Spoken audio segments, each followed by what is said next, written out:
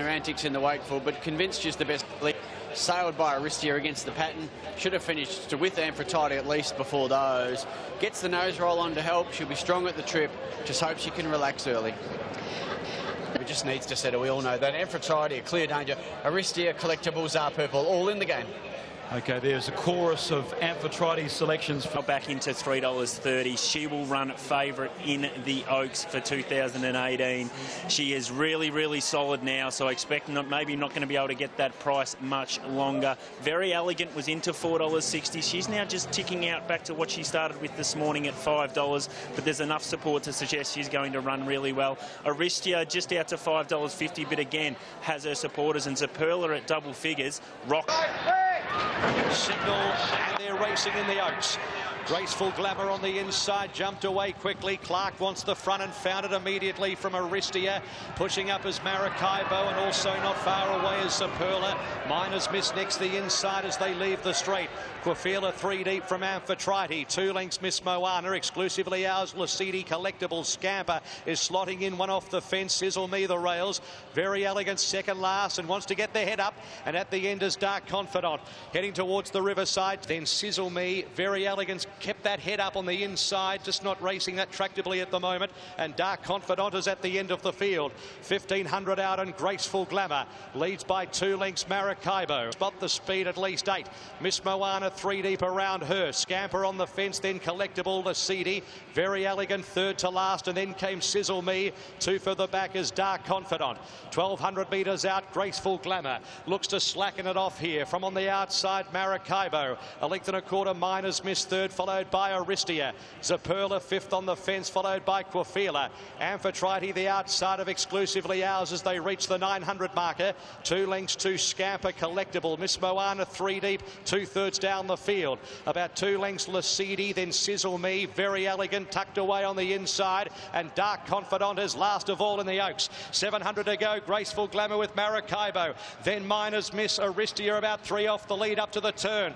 Quafila looks to run on. Amphitrite's tracking into it. Zaperla next the inside from Exclusively Ours. Miss Moana. Then Collectible Scamper. Very Elegant third last, getting off the fence into the straight. Graceful Glamour kicks for home at the 400 metres by a length to Maracaibo. Aristia. Quafila to the middle of the track. Then Amphitrite as they reach the 250. It's Graceful Glamour. Here's Aristia on the outside, charging at Graceful Glamour. Aristia moves up to Graceful Glamour. Miners Miss still running on, but it's on the outside. Aristia up to Graceful Glamour, then Miners Miss. Aristia just in front of Graceful Glamour. Aristia won the Oaks from Graceful Glamour. Miners Miss, what a run third. Followed then by Maracaibo, Quafila, Sizzle Me, Scamper, Very Elegant, Miss Moana, Collectible, Exclusively Ours, Dark Confidant.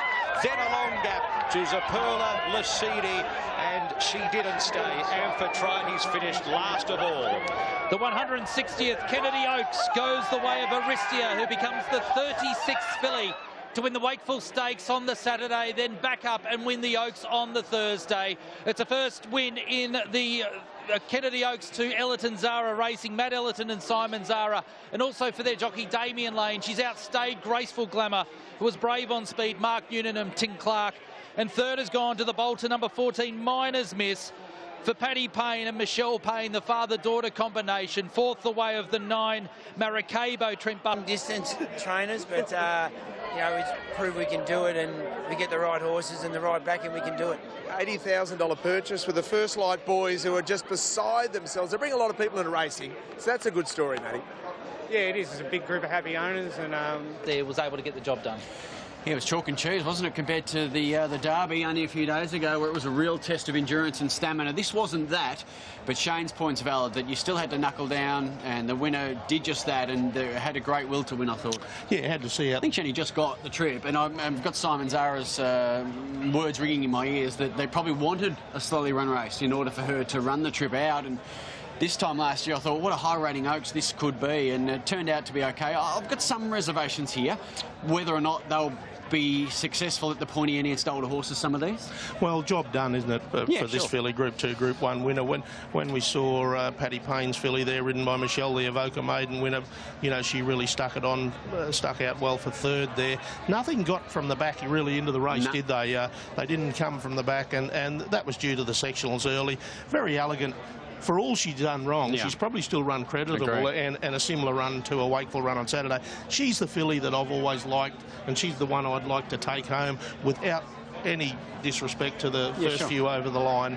I just think if she does mend her manners, she's a chance that maybe can progress to better grade. Yeah, I tend to agree with you, and I think in the hand... The number one spot, we had the jockey cam on Damien Lane. It was pretty boring viewing, to be frank, because he just sat behind the leader and then just breathed, count to 10. Wasn't it, really? Yeah. Amphitrite clearly didn't stay and had an issue post-race, and very elegant from the wide gate. She's gone back and was over-racing again, so you didn't want to be on her. And, yeah, he just gave her a peach of a ride. And I thought Graceful Glamour, you know, gap between runs, held on really strongly. There's first, second, third. It's hitting first, second, third at the moment with our horse coming in the outside. Yeah, it's first 4 out, first 4 home, in fact. Oh, okay. Compared to the Derby, with 600 to run, the Derby field would have been 35 lengths in front of these girls. That's 100 and something metres, isn't it? Compared to last year's Oaks, which was a pretty high-rating version, I thought, they would have been 18 lengths in front of this field. So it wasn't a test of endurance, unfortunately, and they were still slow home. So you have to have a question mark on the depth of the race.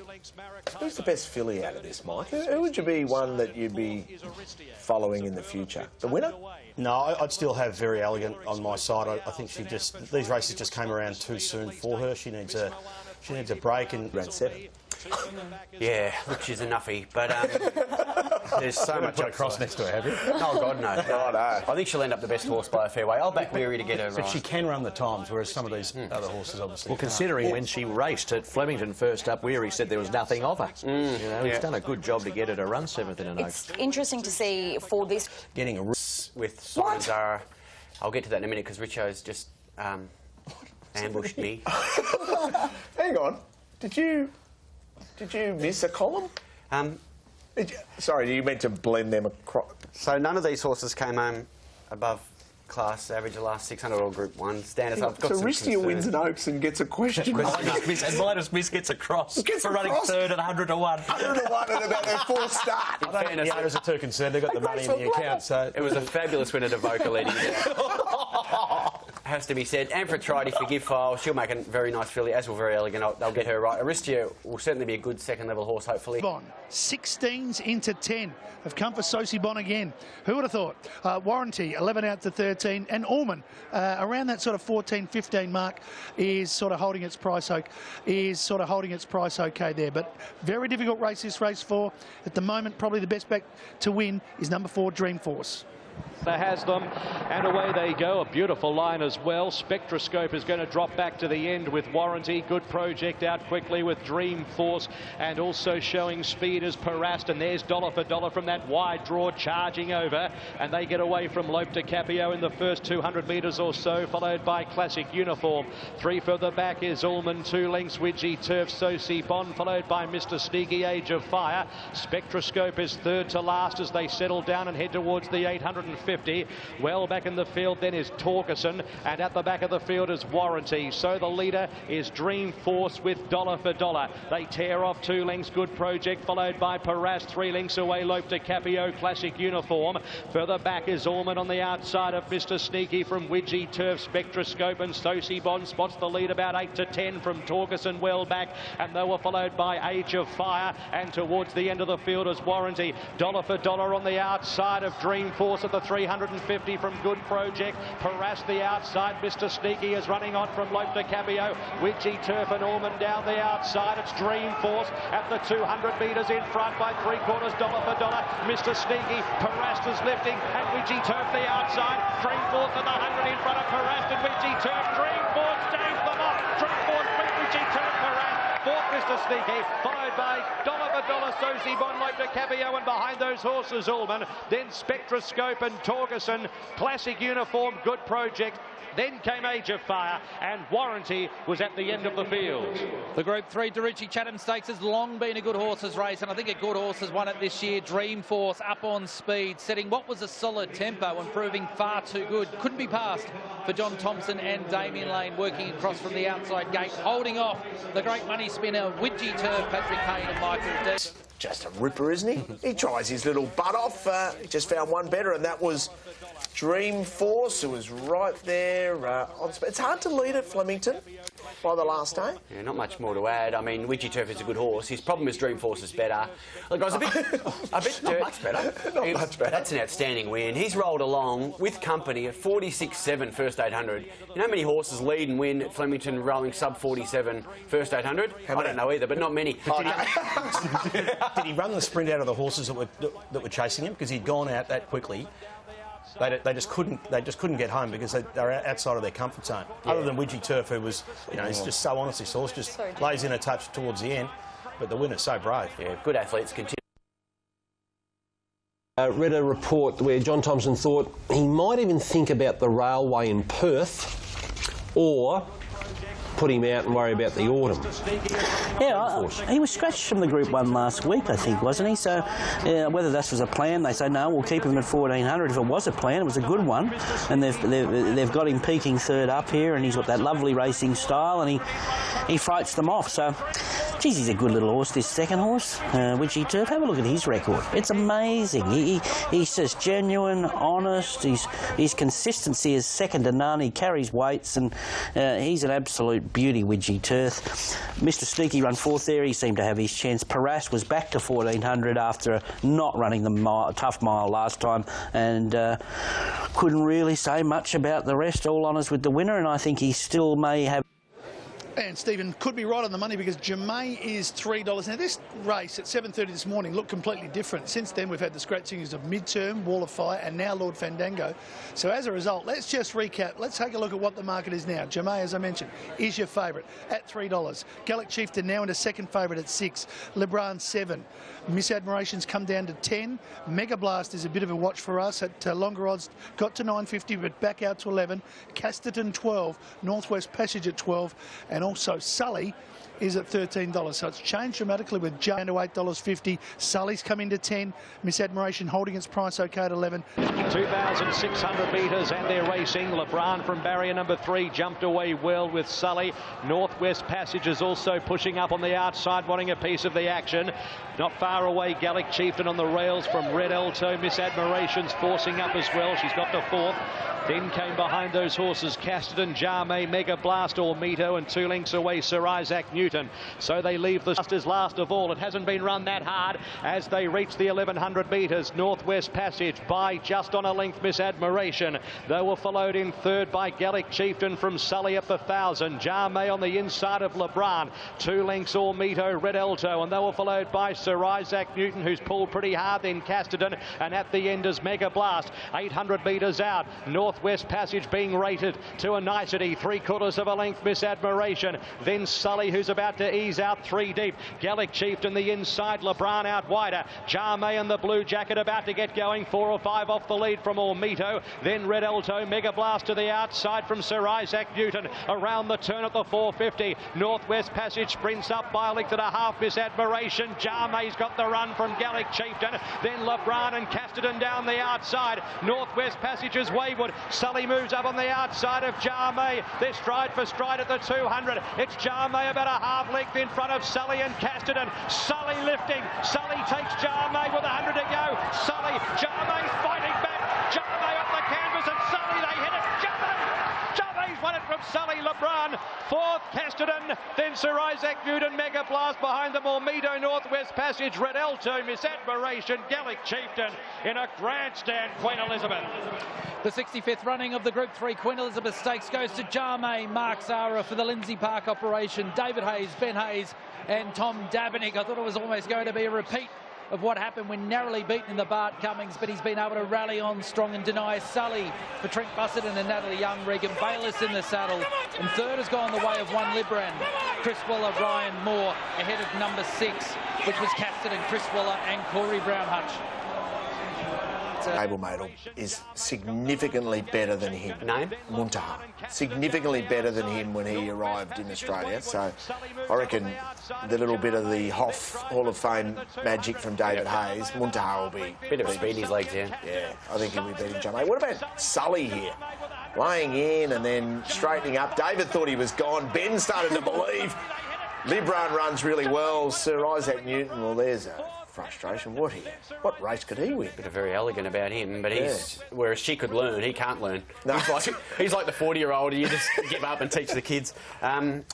He was quickest home, but till he learns to relax, he won't win a big one.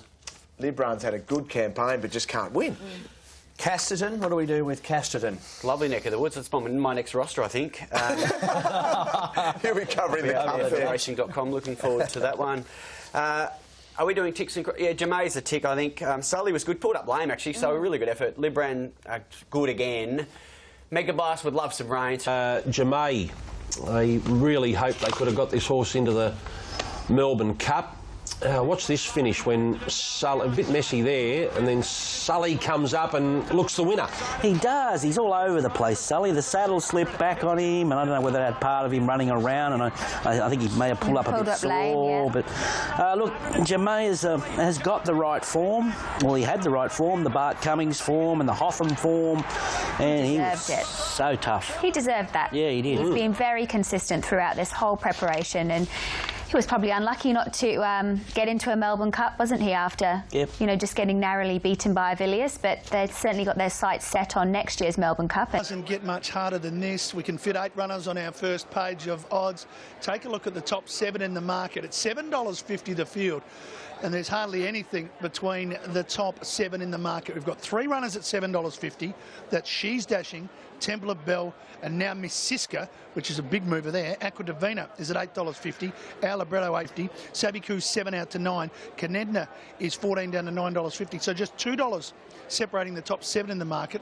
And then Aqua Divina, She's Dashing, and Natoya's probably the wrong price. And I'm happy to go with Temple of Bell on top. And you got some.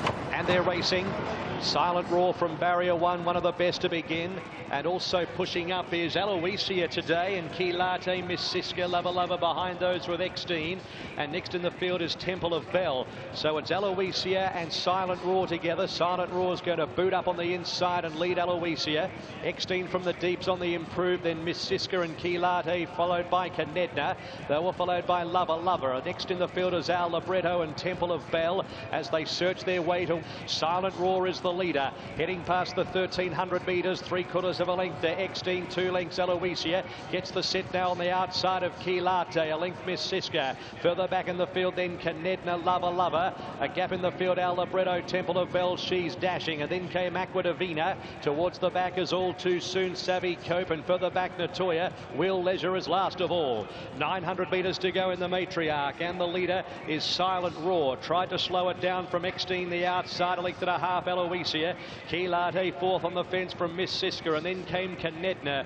Then came Lover Lover, Our Libretto. Next in the field, She's Dashing. Temple of Bell is 2/3 down the field from Aqua Divina. Will Leisure's getting a go on from Natoya, Savvy Cope, and All Too Soon. So they got some cheap splits there approaching the turn, where Extine at the 550 takes Silent Roar. Then Aloysia 3 deep, Miss Siska 4 deep, Temple of Bell 5 deep. Canedna behind those horses with Key Latte getting out, and then All Too Soon right down the centre of the track. 300 metres to go. It's Silent Roar, Extine with Miss Siska the outside. Then Temple of Bell, further back Canedna, and then All Too Soon. It's Miss Siska and Extine and Silent Roar. A great battle. Canedna's wedging through. Miss Siska, Extine at the 100 with Canedna. Canedna and late Lover Lover. Canedna takes the lead. Canedna's won it from Miss Siska, Lover Lover, All Too Soon. Then came a wall of them, Our Libretto with She's Dashing, Extine, Temple of Bell behind them, Aloysia, Aqua Divina, Silent Roar, Key Latte, Savvy Cope never came on, Will Leisure, and Natoya amongst the tail enders.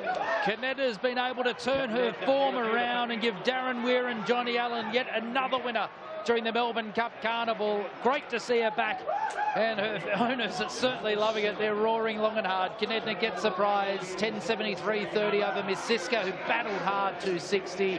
Lover Lover's run really well at a big price, 7.60, and All Too Soon on the backups also performed well. It was a tight finish, 7.13, 3 and 10. Great performance from Canedna. Like I said, get her into work, so this is a bit of upside to her still, obviously. It's remarkable. Mick, come over here. Mick Johnson's race. Read a story. Darren Weir was driving around a paddock, and I think she was going to go to stud, and then he realised how well she'd done and decided, well, look, he talked to the owners into keep going. Unbelievable, and gets her to a right distance for the first time in this preparation, and she wins a nice stakes race here in a Group 2 and just enhances her value. She's quite a good mare when she's right, and she was definitely right here. What else do we want to say here? It's Miss Siska on the back-up, did a good job. Lover, nice and fresh here. A bit of a bunch finish late there. A lot of horses weren't suited by the tempo of the race. They thought that the tempo wasn't sort of genuine enough for these back markers to finish off. What was your thought? Well, I looked at the sectionals of this race. They've come home in 33.77. The sprint, 33.85. So that surely a tooth. I don't know if those sections. I sort of was second guessing whether that was right. But if they are right, well, the boys are 100% because they've run the quickest sectionals of the day in a 2,000 metre race when we've had the best sprinters in the land going around. So yeah, anything to make. Well, Red Zell is the best back runner of the day. Welcome back. This is just a good old-fashioned go, as we like to say in the business. Into $3.30 now, Red Zell. Some of our bigger punters have just decided this is just a super horse and will win the race. Outside of that, Kementari is your second favourite, and going okay in the market at 6. Parada out to 7. Then we get to double figures. Santa Ana Lane, sort of 12 down to 8.50, back to 10. Red Kirk Warrior, 12 down to 10. Has been holding at 10 for a while now. In her time out to 14. US Navy Flag out to 15. And in fact did touch $2.80, but back out to $3 now. But clearly there's going to be a good result for punters here, Red Zell. Outside of that, Kementari was your second favourite, but it's drifted. It's gone out to $9 now. So Parada back to second favourite where it started. It will start at equal at $5, as you can see, but 3, 7, 9 your top 3. Santa Ana Lane 10, Red Kirk Warrior 13 in her time. Same. Up the defending champion Red Zell, also a 2-time winner of the Everest. Peter, you happy with him today? Really good showing. Now he's come here in good order and he's settled beautifully as normal, and just drawn out deep. 12 Red Zell last year. Let's head to Matt Hill for the call of the Group 1 VRC Sprint Classic. Looking forward to it, the VRC Sprint Classic. Red Zell was the first one into the stalls, was $3.30 into $2.90 on BOP's back to $3. Jungle Cat already set to go. He knows from the jockeys. Santa Ana Lane is keen. Racing in the Sprint Classic, a beautiful line away too. Red Zell out cleanly. Invincible Star from barrier 1 began fast and is charging forward towards the middle of the track to lead from Fleet Review, and also on the outside Red Zell. Not too far away Spirit of Valor, and also in that group of horses is In Her Time, and on the outside is US Navy Flag. Further back in the field then, as they head towards the course proper at the 800-metre marker, is Intelligence Cross, and Pierrata just ahead of him. Red Kirk Warriors the widest runner, and at this stage is tracking US Navy Flag, and then came Brave Smash. Kementari's about third last with Sprite and Santa Ana Lane as they link onto the course proper at the 500. Invincible Star in Fleet Review just in front of Jungle Cat. Pierrata towards the inside. Red Zell coming up the middle with also Spirit of Valor, and then Red Kirk Warrior. Brave Smash needs a run. They're right across the track. In Her Time back towards the inside at the 200. Jungle Cat and Pierrata together, followed by Red Zell. Santa Ana Lane's charging home within Her Time on the inside. In Her Time and Santa Ana Lane, stride for stride. Santa Ana Lane has beaten In Her Time. What a finish. Third a photo, Jungle Cat or Pierrata, followed by Red Zell, Brave Smash, Sprite. Further back, Spirit of Valor. Then Kementari, Red Kirk Warrior, Fleet Review, Intelligence Cross, and then at the end, US Navy Flag and Invincible Star. The 59th running of the Group 1 VRC Sprint Classic goes to Santa Ana Lane, who has fast become the most consistent elite-level sprinter in the country. That's his 4th win at Group 1 level, and he does it again at a big price. Anthony Freeman, Mark Zara, an outstanding win over number 12, In Her Time, Chris Lees, Corey Brown. We've got a photo for third between the numbers 5, Jungle Cat, Charlie Appleby, William Buick, 6, Pierrata, Gregory Hickman and Tommy Berry. And Santa Ana Lane, the victory today, which is his 9th win, takes his overall prize money earnings to $3,471,461. Hutch, what a horse. What a horse, what a finish, and what a deserved winner there. There was great tempo in the race. Late. I tell you, Anthony Freeman gave me instructions that not many trainers would give. He just said, you just got to let the race unfold, and if you win, it's in the last bit. You know, don't worry about pushing and shoving, and it just gives you a lot of confidence. And I sat, ended up sort of getting the front a bit early then, but yeah, like the horse is just flying, just worked out nice for us. And you got Latrobe in the next, so good luck. It was a shame Sydney, the way it panned out, because I thought he was spot on for Sydney, and he just didn't get his chance there. And you know, this was not an afterthought, but we were always a bit dubious about him up the straight because he'd had a couple of failures. But Mark rode him really well, and it all opened up for him, and he was very strong late. And you know, he's had a great 12 or 18 months. And we'll put him away now and look to see what we can do next year. Very few horses win 4 Group 1s like he's done, but that's the way you have to ride him. You have to smother him up. Yeah, there's only one way to ride him, and whenever he wins, he's going to win very late. I told Mark that. I said, don't panic. I said, you know, you're only going to win in the last 50 or 80 metres. So that's what happened, and you know, it's a nice consolation for the Everest. I know deep down the recognition he probably deserves now. The better the race and the more genuine the tempo, the better this horse runs. Absolutely. You know, he's an elite performer, and he's got that ability to reel off really quick closing sections. And yesterday's race just panned out perfectly for him, and beautifully ridden by Mark. The reality is, this isn't the same horse, though, is it, Sam, at the start of their career, because your old man's been saying, oh, we've learned how to train him now. If you only look at the last 12 months, exclude the bog track in the Everest, his form is faultless. And this must be a lot of fun to ride and fun to call. Let's hear Matty Hill calling the action. He's about to get a big split. Saturn Lane. Warrior Brave Smash needs a run. They're right across the track in her time, back towards the inside of the 200. Jungle Cat and Piarada together, followed by Red Zell. Santa Ana Lane's charging home within her time on the inside. In her time, and Santa Ana Lane, stride for stride. Santa Ana Lane is beaten in her time. And that's the nature of him. He must be a lot of fun to ride, because that's the way you got to ride him. Hold him up, get some cover. But I tell you what, if he gets cover, and then the last 400, there's no horse that can go with him. Got a whirlwind finish, and you know, that's an elite performance in an elite field. Plus 6 lengths, out 34.8. So you know, plus 6 lengths versus the benchmark. I really only use the Group 1 standard though. We don't compare the Olympics to midweekers. Overall time slick. Quicker than last year, where Red Zell was able to control it, and you know, I thought he was vulnerable yesterday, Red Zell, in a high pressure race. He still ran well because he's so honest, but beatable. Gee, that tracking shot's unbelievable, isn't it? With 300 to go, you just wanted to be on one horse, just slicing through the field there. Well, it's interesting because I was watching also Santa Ana. The horse happy, so Anna Lane went from a length behind her to a length in front while she was held up, and I still think he's the better horse, but not by a lot. Piarada, very good, staying at 1200. Jungle Cat, first off the bit, sustained his speed. He's so genuine. Spirit of Alan Sprite's flying for an easier race. I've given Red Zell a tick because he just always runs well. You just got. If we look back at the Everest now, that heavy track, it just took 8 horses out of play. It did, but they've bounced back, haven't they? They've bounced back a little, freshen up. Wow, he's just a super sprinter, this Santa Ana Lane. He's come from more or less nowhere in the last 18 months, I suppose. 4 big Group 1s, and proper Group 1s at that. And for a horse with his racing style, the get back, everything's got to go right for a horse like that. That was just a beautiful ride. Yeah. Everything just fell beautifully into place. He's got to be ridden cold. You've got to be patient on him. And just to burst his way through the middle there without hesitating once, that was a winning move, where I would have thought in her time, if she would have secured that run, she would have won that race. Obviously, dry tracks are the key to her. She's an absolute beauty in her own right. But what else can we say? You know, the Jungle Cat's back from a mile, so he's good. Parada was good. He's had a funny prep where he's got to the mile and back to the heavy track and back to the trial. So he's been here, there and everywhere. And now that they've identified he's a sprinter, he could come back and be the star of the show. And Kementari, well, he's had a forgetful preparation doing those same sort of things. So you can pull that race apart a number of ways.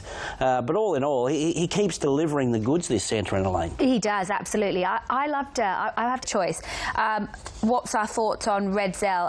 He had a vet afterwards. There was no abnormalities. They couldn't really find anything. He didn't flop. He's run 5th. So he's finished a length and a half.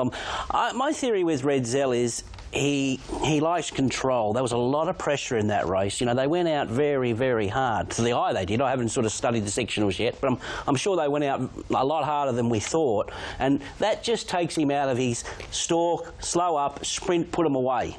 And that's his asset. And that's a race that he couldn't do that in because of the high pressure up front. Take us through in her time. Yeah, well, Corey just wants to go out to get to the middle there, and it just shut. So he just had to change his mind, change course, and just lost that momentum where the winner just got an uninterrupted passage with momentum through the middle. So I thought her performance, ducking back to that inner section of the track, was probably the performance of the race. But he had to sort of sit back and had to sprint quickly to be able to overcome her, though. Oh, he certainly did. But she, like I said, she got unbalanced where he didn't. He come with momentum where she had to stop in her tracks for 2 or 3 strides. Oh, look, it wasn't... She would never have beaten him. Swap ones and I say she would have. Yeah, I say she would have. But look, that's just... Racing.com, hard to follow up that magnificent performance by Santa Ana Lane, but we have a Group 1 to follow. Isn't that fantastic? We've got the McKinnon Stakes and we've got Blair House as your favourite. Now, earlier this morning when we looked at Blair House, it did actually get into the red, but it's sort of hovering just above that at the moment, around the 210 mark, even money 210, because we had some money for Extra Brute, the Derby winner, into $5, which means Latrobe went out to 6. Shillelagh holding its price nicely after touching 850 back to 7 where it started. And then there's not much really happening for the rest. Trap for Fools 20, Prized Icon. I think he's the one to beat. And Latrobe, that Irish Derby winner, I think he deserves plenty of respect. Trap for Fools, I see him, you know, in many respects, getting a nice time on the lead. And well, Shillelagh's coming in for some good market support. She is thriving. Very interesting. I thought it might have gone the other way, but we're getting money for Extra Brute, and as Hutch touched on before, getting money for Shillelagh to both of them to repeat their performance and win twice in Carnival Week. All of a sudden, it's $2.40, $4.80, $5 and $6. Latrobe has gone from 7. Racing. And dropping back to the end was Extra Brute. Trap for Fools out quickly with Prized Icon Octobello. And Doubt defying the outside. It's somewhat next the fence from Mickey Blue Eyes. Blair House is going to tuck in towards the inside and settle about 4th from last. And then came Shillelagh, Latrobe, and at the end of the field is Extra Brute. Octobello and Trap for Fools share the front, heading towards the 1,600 metres. It's not held to skelter. Octobello will lead Trap for Fools. It's somewhat behind them. Doubt defying, out defying. Octobello is 3rd at the 1,200. 4th is Prized Icon. Then it's somewhat Mickey Blue Eyes in clear air today. Further back along the inside is Blair House, and then came Latrobe. 2 lengths Shillelagh, Extra Brute is at the end. 1,000 metres to run, and the leader is Trap for Fools. Quickens it by a length and a half. Doubt defying. 2 further back is Prized Icon on the outside of Octobello. A length and a half Mickey Blue Eyes, followed by It Somewhat. Then Latrobe the outside, about 7 off the lead from Blair House. 3rd to last on the rails, then Extra Brute and Shillelagh coming up towards the turn in the McKinnon. Trap for Fools in front, looking to virtually lead all of the way from Doubt defying. Further back in the field, Prized Icon. Octobello scrubbed along on the inside from It Somewhat. Mickey Blue Eyes, Latrobe to the outer, followed by Blair House. 3rd to last, Extra Brute and Shillelagh. Trap for Fools goes for home at the 400 metres. 2 lengths in front of Doubt defying, Prized Icon. Then Latrobe, Extra Brute to the outside, and Blair House is coming through at the 200. It's Trap for Fools in front, getting wary. Here's Latrobe the outside, then Blair House and Extra Brute. Trap for Fools at the 100. Latrobe and Extra Brute is storming over the top of them. Latrobe and Trap for Fools. Trap for Fools digs in and won it. Trap for Fools has won it. Has fought tenaciously. A cage lion beaten Latrobe and Extra Brute. For 4th, Prized Icon Shillelagh. Further back in the field, then Doubt defying. Back then was Mickey Blue Eyes. Blair House pulls up quickly. It's Somewhat, and Octobello. The 150th running of the Group 1 Seppelt McKinnon Stakes goes to Jared McLean with Trap for Fools. And that man again, Johnny Allen, he's been able to hold off the Derby winners, the Irish Derby champion Latrobe, for Joseph O'Brien and Mark Zara, and the Victoria Derby winner, Extra Brute, Darren Weir and Craig Williams. This is a magic moment, an upset result, but Johnny Allen does it again, Hutch. What a performance. Well done to Jared McLean. A game performance from Trap for Fools. Latrobe came at him with a furlong to go, presented like the winner, but Trap for Fools has done what he's done so often. He dug in for the fight and he repelled the challenge from Latrobe. It was fantastic who was effectively... Up with Jared McLean and Trap for Fools. They wouldn't let him run in the WS Cox Plate, but he's come out and won the final Group 1 of the Melbourne Cup Carnival. Dashing front-running performance, overall time 2 minutes 2.31. He controlled the race from the front, and Johnny Allen has capped off a memorable week. He's been the star in the saddle, courtesy of Luke. You dictated terms. It's, geez, I've mentioned it before, it's a long straight when you get to the top and you've got to look down, and there's just so much further to go, and they were breathing down your neck, but you just dug deep. Yeah, look, they were coming at me, and look, we didn't go slow. He's a horse that likes being left roll along, so look, we just went a good solid tempo the whole way, and just catch me if you can, and luckily enough they couldn't catch me. John Allen. Describe what was going through your mind the last 400 metres. Yeah, well, obviously I was waiting for the post to come up, but it's the best I've actually seen him kick, and, you know, obviously I was hoping for that, and he sustained the gallop to the line. Great ride by Johnny, and a huge thrill today. So many people to thank. Obviously I can't remember everybody, but got to start at home, and I'm just rapt to be a small part of it. Surely not in your wildest dreams did you think this guy was a weight for age Group 1 winner?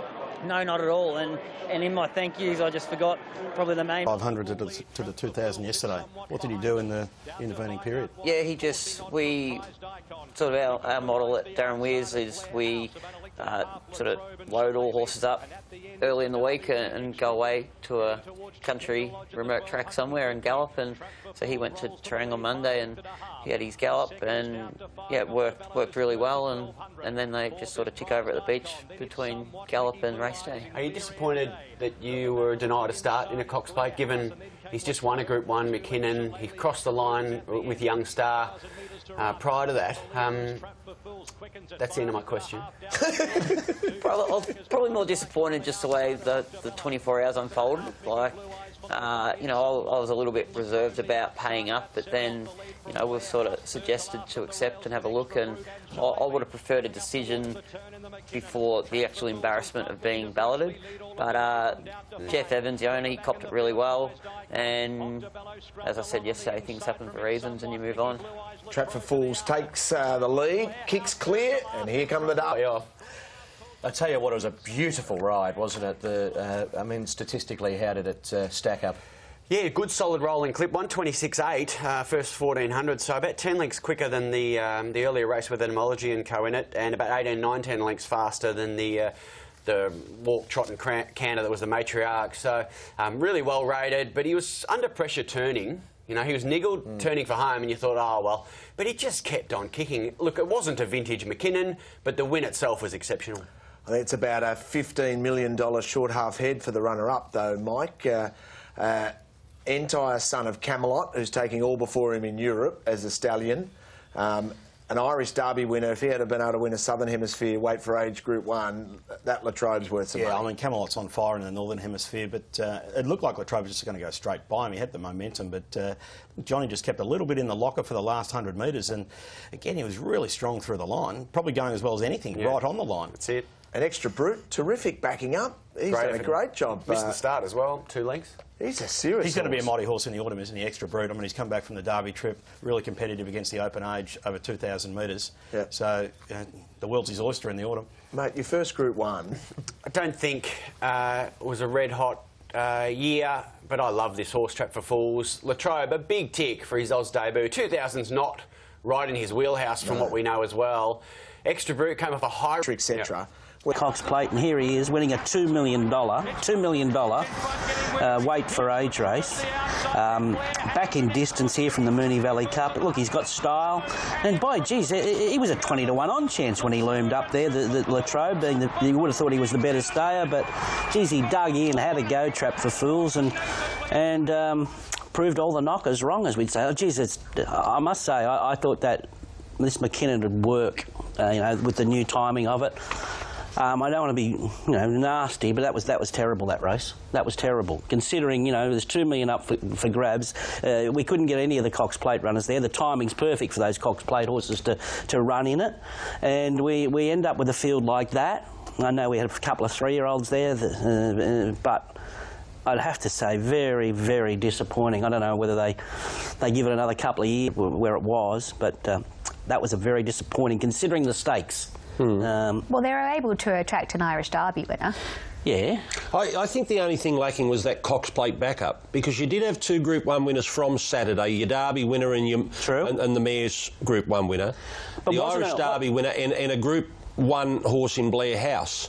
If you added the Cox Plate, a couple of Cox Plate runners, would that have made it any better? I think that's why it was any better. I think that's why it was moved. I think it was to attract the Cox Plate runners. You know, and I'd hate to think what Winks would have done to those horses. Just it would have just been stealing $2 million. You know, like.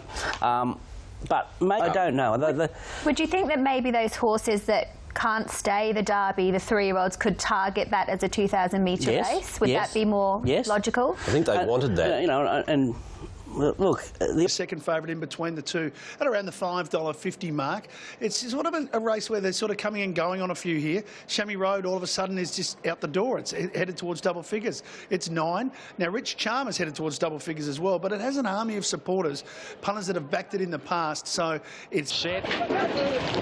Racing at the 1,300 metres. Rich Charm drags back from that wide gate. Chamois Road began very well. Straight to the front from Casino Wizard, Key Lister.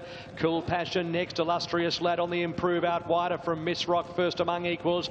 2.5 Savannah or more. A gap of 3 lengths. Furic Alakazum. Rich Charm is at the end of the field. So the leader Key Lister at the 9.50 scoots away about 1.5 lengths. Illustrious Lad. Chamois Road is third. They were followed by Cool Passion and then came Casino Wizard. 1.5 lengths first among equals. Miss Rock. Savannah or more, 2 for the back. Furic Alakazum. Rich Charmers at the end of the field. They blaze the trail up towards the turn at the 600 metres. It's Key Lister by a length. 2 in second. Illustrious Lad. Cool Passion. 3 deep behind them. Chamois Road. Then Casino Wizard dug along from first among equals, who presents to the middle. Miss Rock riding the rails for the back. Savannah or more. Alakazum. And then well back Furic and Rich Charm is last. 350 metres to go. Illustrious Lad gets its bib in front of Cool Passion, the favourite, moving up now with first among equals. Cool Passion takes the lead at the 200. First among equals, 3/4 of a length away. Cool Passion digging in. First among equals, a half away. Cool Passion holding on from first among equals. Cool Passion beat first among equals. 2.5 Savannah or more. Photo 4.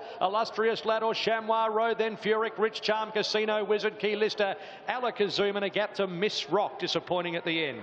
Oh, she's a good mare, Cool Passion. That's back-to-back wins after taking out the Group 3 Maybe Mahal. She now takes out the Group 3 Kevin Heffernan Stakes in strong fashion. Kieran McAvoy for Tony McAvoy. Win number 11 from 26 starts. And this 7-year-old daughter of Not a Single Doubt is low flying. She defeats first among equals, who carried the Mark Zara Darren Weir combination. Closed the race off well, the 7-year-old son of Exceed and Excel, and third's gone the way of them. Good strong go. White and purple, rather. Yeah, I was with you. 41.49 first 700. Pretty useful overall time. This win was, I think, the win of the day. Cool Passion. I underrated her going into this event, but she was terrific. She sat 3 wide, didn't really get a cover, had to work. Others had softer runs. The males behind her had every right to run her down, but she defied them. Terrific win, run of the day. First among equals good. Savannah or more from off midfield and the gold colours runs on well. There's probably a win in her lower level. Outside of, and Chamois Road was quite good, back to the inside, worst ground. Outside of those 4, I reckon it was like Jake's in Brighton. You know, you go there late in the night, the sawdust on the floor. That is a blast from the past. You know it's not going to end well. I think all those horses behind are in a world of pain. I don't know what he's talking about, I have no Grace. idea what he's talking about. We just for us young bucks. Shakes has been renovated many, many years ago, isn't it? So that's why I picked on it. I was going to go that But tunnel. a really gritty performance by Cool Passion. And what do we make of Rich Charm just coming into the screen there at the back? Oh, I'm one of Rich Charm's greatest fans. I've really admired the horse and the training performance over a couple of seasons now, but I think he's obviously got some niggling issues. He's just not letting down. He's always slowly away, seems to pull up lame every second run. Probably needs a straight track. I think his best form is down the straights. Well, 50 Stars is your best back runner for the day so far at Sandown. It is one that a lot of punters are banking on in multiples and in all-ups, and it's $1.70, and it's got about 82% of our win hold all on 50 Stars. So the Darren Weir train rolls on with the favourite. Speaking of Darren Weir, Holy Snow is... Clear and racing. Dwelling there, Holy Snow goes back to the end. Foxhall jumped quickly. with also Jemadar straight to the lead from Dollar for Dollar. Foxhall's trying to slot across, 50 Stars behind those on the rails, then Man of His Word. 2 lengths Leopari, Fastnet Tempest off the back section now with approximately 900 metres to go, and it's Jemadar at an honest clip by a length and a quarter, Dollar for Dollar. Foxhall third, and then came 50 Stars fourth on the fence, a length and a quarter, Man of His Word, Leopari from Fastnet Tempest, and at the back is Holy Snow, about 8 or 9 off the leader, Jemadar. Approaching the turn now, 600 metres to go. Jemadar just in front of Dollar for Dollar, getting a bit closer. So too Foxhall 3 deep. 50 Stars off the rails behind those horses. Man of His Word tries to keep the favourite snookered. Then Leopari, Fastnet Tempest and Holy Snow down the dip. Dollar for Dollar goes for home, last year's winner at the 350. Scoots about a length in front, but 50 Stars is out now and pounces. 50 Stars up to Dollar for Dollar. Fastnet Tempest, Holy Snow and Leopari run on. 50 Stars with 100 metres to go. About a length and a half in front of Holy Snow. 50 Stars is clear, and 50 Stars has won the Sandown Stakes by a length. Holy Snow, Fastnet Tempest third from Leopari, Man of His Word, Foxhall, Dollar for Dollar, who got weary late and a long gap to the initial leader, Jemadar. Oh, he's a very good horse, and he's destined for much bigger things. 50 Stars wins for the 6th time from only 8 career appearances, and he takes out the biggest race of his career thus far, the Group 3 Araza Sandown Stakes, super impressively. Ben Allen for Darren Weir, and it's a Darren Weir Quinella with Holy Snow charging from the back to run second. Johnny Allen in the saddle. Third has gone the way of 2 Fastnet Tempest for Lindsay Park team, Mark Zara, and fourth to the 5 Leopari, Lisa Enright, Brian Park, but that's a very good horse, Gator. Yeah, it looks that way, doesn't it? Still no poor runs yet to Mr. Quinella. Certainly given a lovely ride today by Benny Allen, just in behind a solid speed. Statistically. Well, I can tell you they went 56.82 first 900, so significantly slower than the Summon Stakes, about 24 lengths if you don't mind. So Ruffy led, Saccone scratched, Impact you've touched on. Dollar for Dollar, End of Prep clearly, not the same horse.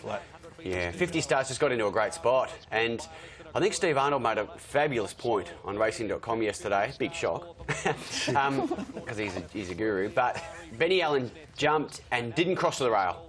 He sat there, you know, the horse on the outside's keen, he's pulling, I'm not going to get boxed in and forced down to the rail, I'm going to stay one off.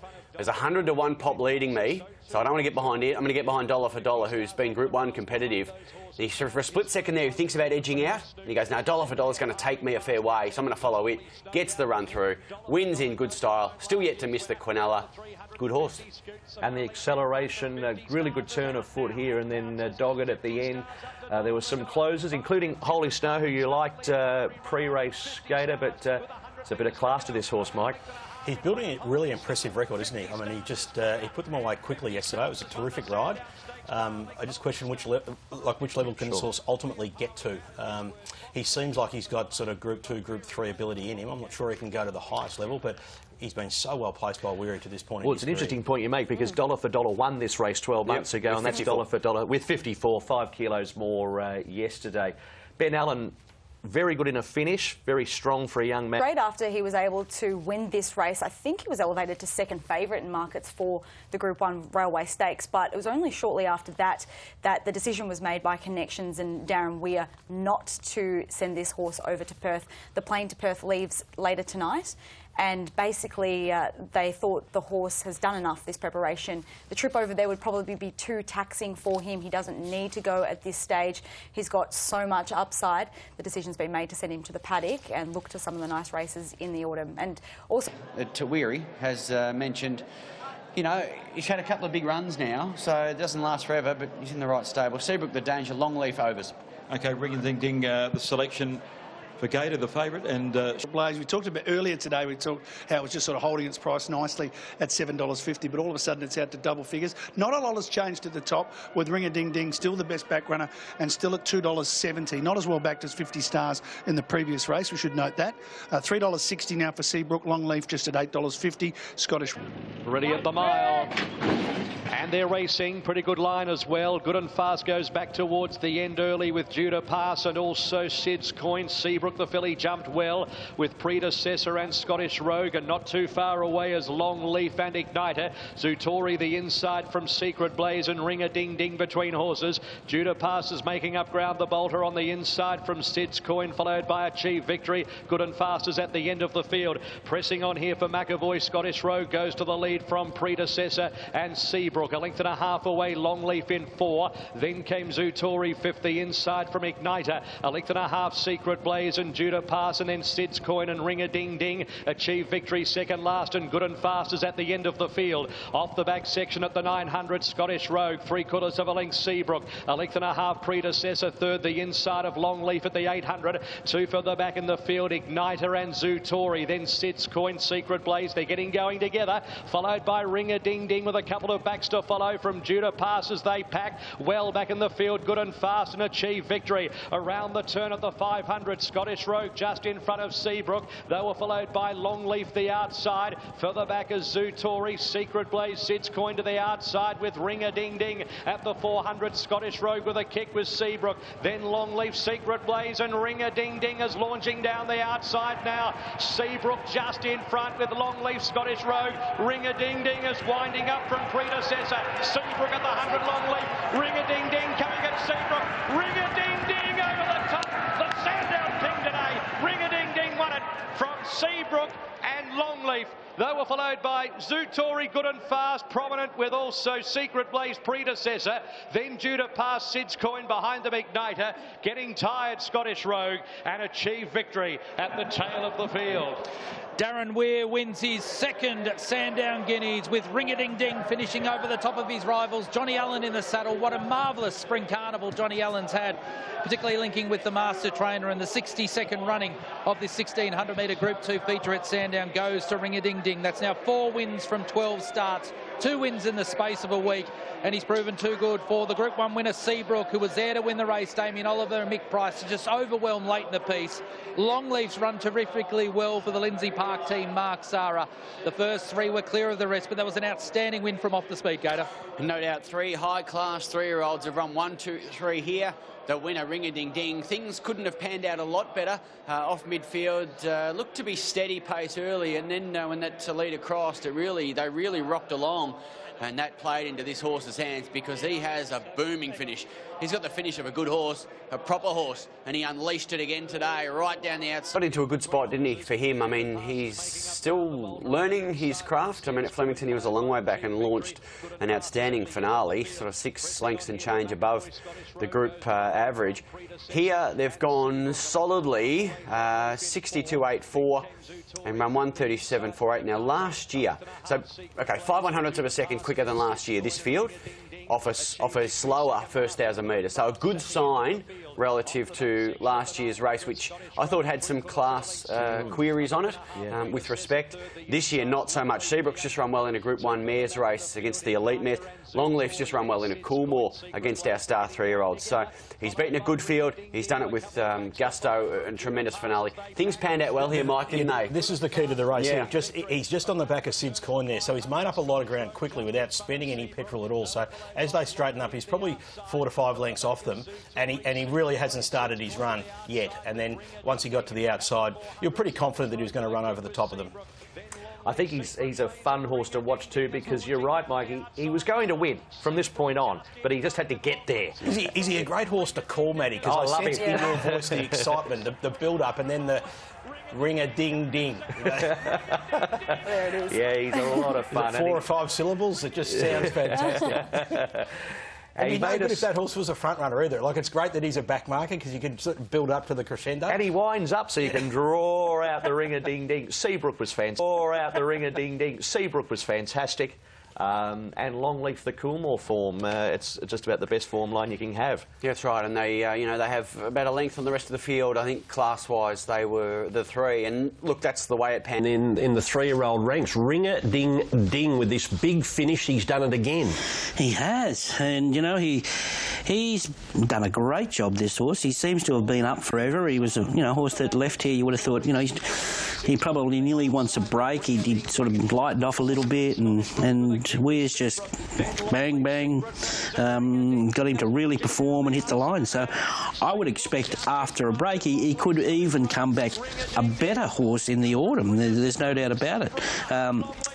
The filly had her chance. Seabrook, she was up there conserving energy on speed there and whacked away really, really well. Longleaf up from 1200 of the Coolmore to the mile, and its performance was very, very good as well there. So,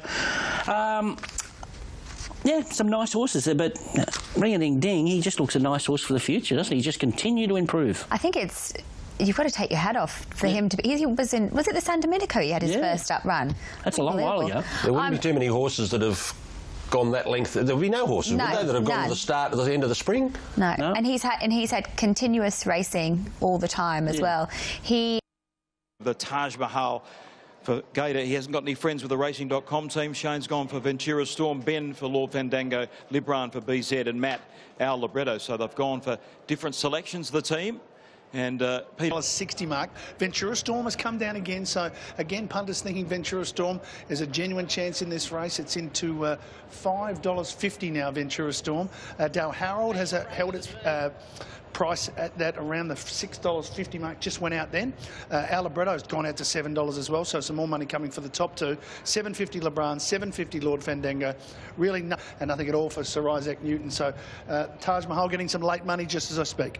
Intriguing betting rate at the Taj Mahal. Set for the Zipping Classic of 2018. And they're racing. Al Libretto from barrier number 1 jumped away cleanly. Del Harold out well, will lead Lord Fandango. Lebran, the Taj Mahal. Ventura Storm from that wide gate is going to dart off their heels and try and get across. 3 wide at the moment. Al Libretto the inside. Who Shot the Barman is second last. Sir Isaac Newton at the end. At the judge, it's Del Harold just in front of the Taj Mahal, forcing the pace towards that first turn. 2.5 lengths Lebran, and they were followed back straight at Sandown, heading towards the 1400. And it's Del Harold in front, kept to its work here by the Taj Mahal, and they get away about 5 or 6 lengths in front of Libran.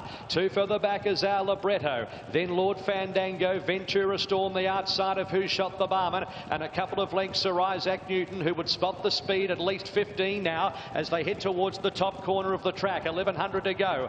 Del Harold at a pretty good clip by a length, the Taj Mahal. 5 lengths away Libran, followed by Al Libretto past the 950. Next is Lord Fandango, Who Shot the Barman, Ventura Storm, and at the end of the field Sir Isaac Newton. So they reach the half mile. It's Del Harold, 3/4 of a length. 2 on the outside, the Taj Mahal. 2.5 lengths Lebran getting closer. 3/4 Al Libretto the fence, followed by Lord Fandango, then Ventura Storm, who's about to get roused into it, only about 5 or 6 off the lead now from Who Shot the Barman and Sir Isaac Newton. Around the turn they've quickened. Del Harold by 3/4 the Taj Mahal. Here's Lebran presenting on the outside, only about 3 off the lead from Al Libretto, followed by Lord Fandango at the 400. It's the Taj Mahal and Del Harold, stride for stride. 2 further back, Lord Fandango and Al Libretto. It's the Taj Mahal and Del Harold. They're stride for stride at the 150. The Taj Mahal just in front. Del Harold won't give in, but the Taj Mahal looking to go back to back. It's a bobbing finish. Del Harold comes back.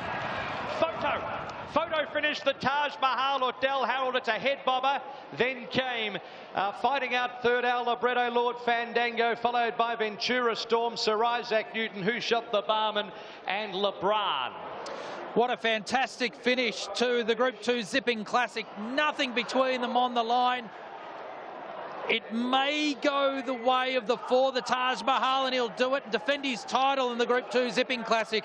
And Team Williams continue their phenomenal record in this race with the likes of Legible, Tanby, zipping 4 times, and now the Taj Mahal back-to-back in the Group 2 Zipping Classic. Number 4, the Taj Mahal, Ben Millen for Liam Howley, narrowly over number 7, Del Harold, Kieran McAvoy for Kieran Maher and David Eustace, and third will go the way of number 8, Al Libretto, Graham Begg, Damien Lane, just ahead of number 6, Lord Fandango, Archie Alexander and Johnny Allen. What a race, Gator. It was that. That's the definition of a two-horse war. They took each other on for the last 400 metres of the race. Neither horse, the Taj Mahal... That hard early, but they seemed to really sool into it. Yeah, that's right. It was almost like a European stage contest, wasn't it? They just rolled along. Those two up front that you're seeing there paired off a long way from home. And they never looked like being swooped upon, did they? And they sort of had their own race. In behind them, in the Bs, there was another race going on. It was Our Libretto, who's the up-and-comer, and Lord Fandango, who's run well in a Caulfield Cup.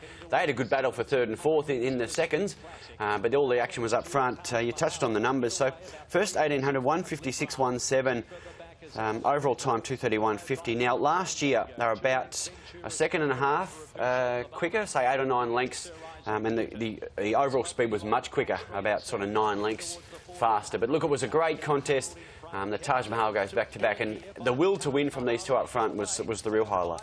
So, Mike, in the end, leaders there, Mike, Ben Mallam just went hands again. And he put the whip away, and I think he slightly misjudged the post again, like he did with Homesman a couple of starts ago. But you know, the horse had the momentum. It didn't look like the other horse was going to kick back, and just on the line, he was just a little bit too strong. But yeah, just a terrific ride by both McAvoy and Mallam.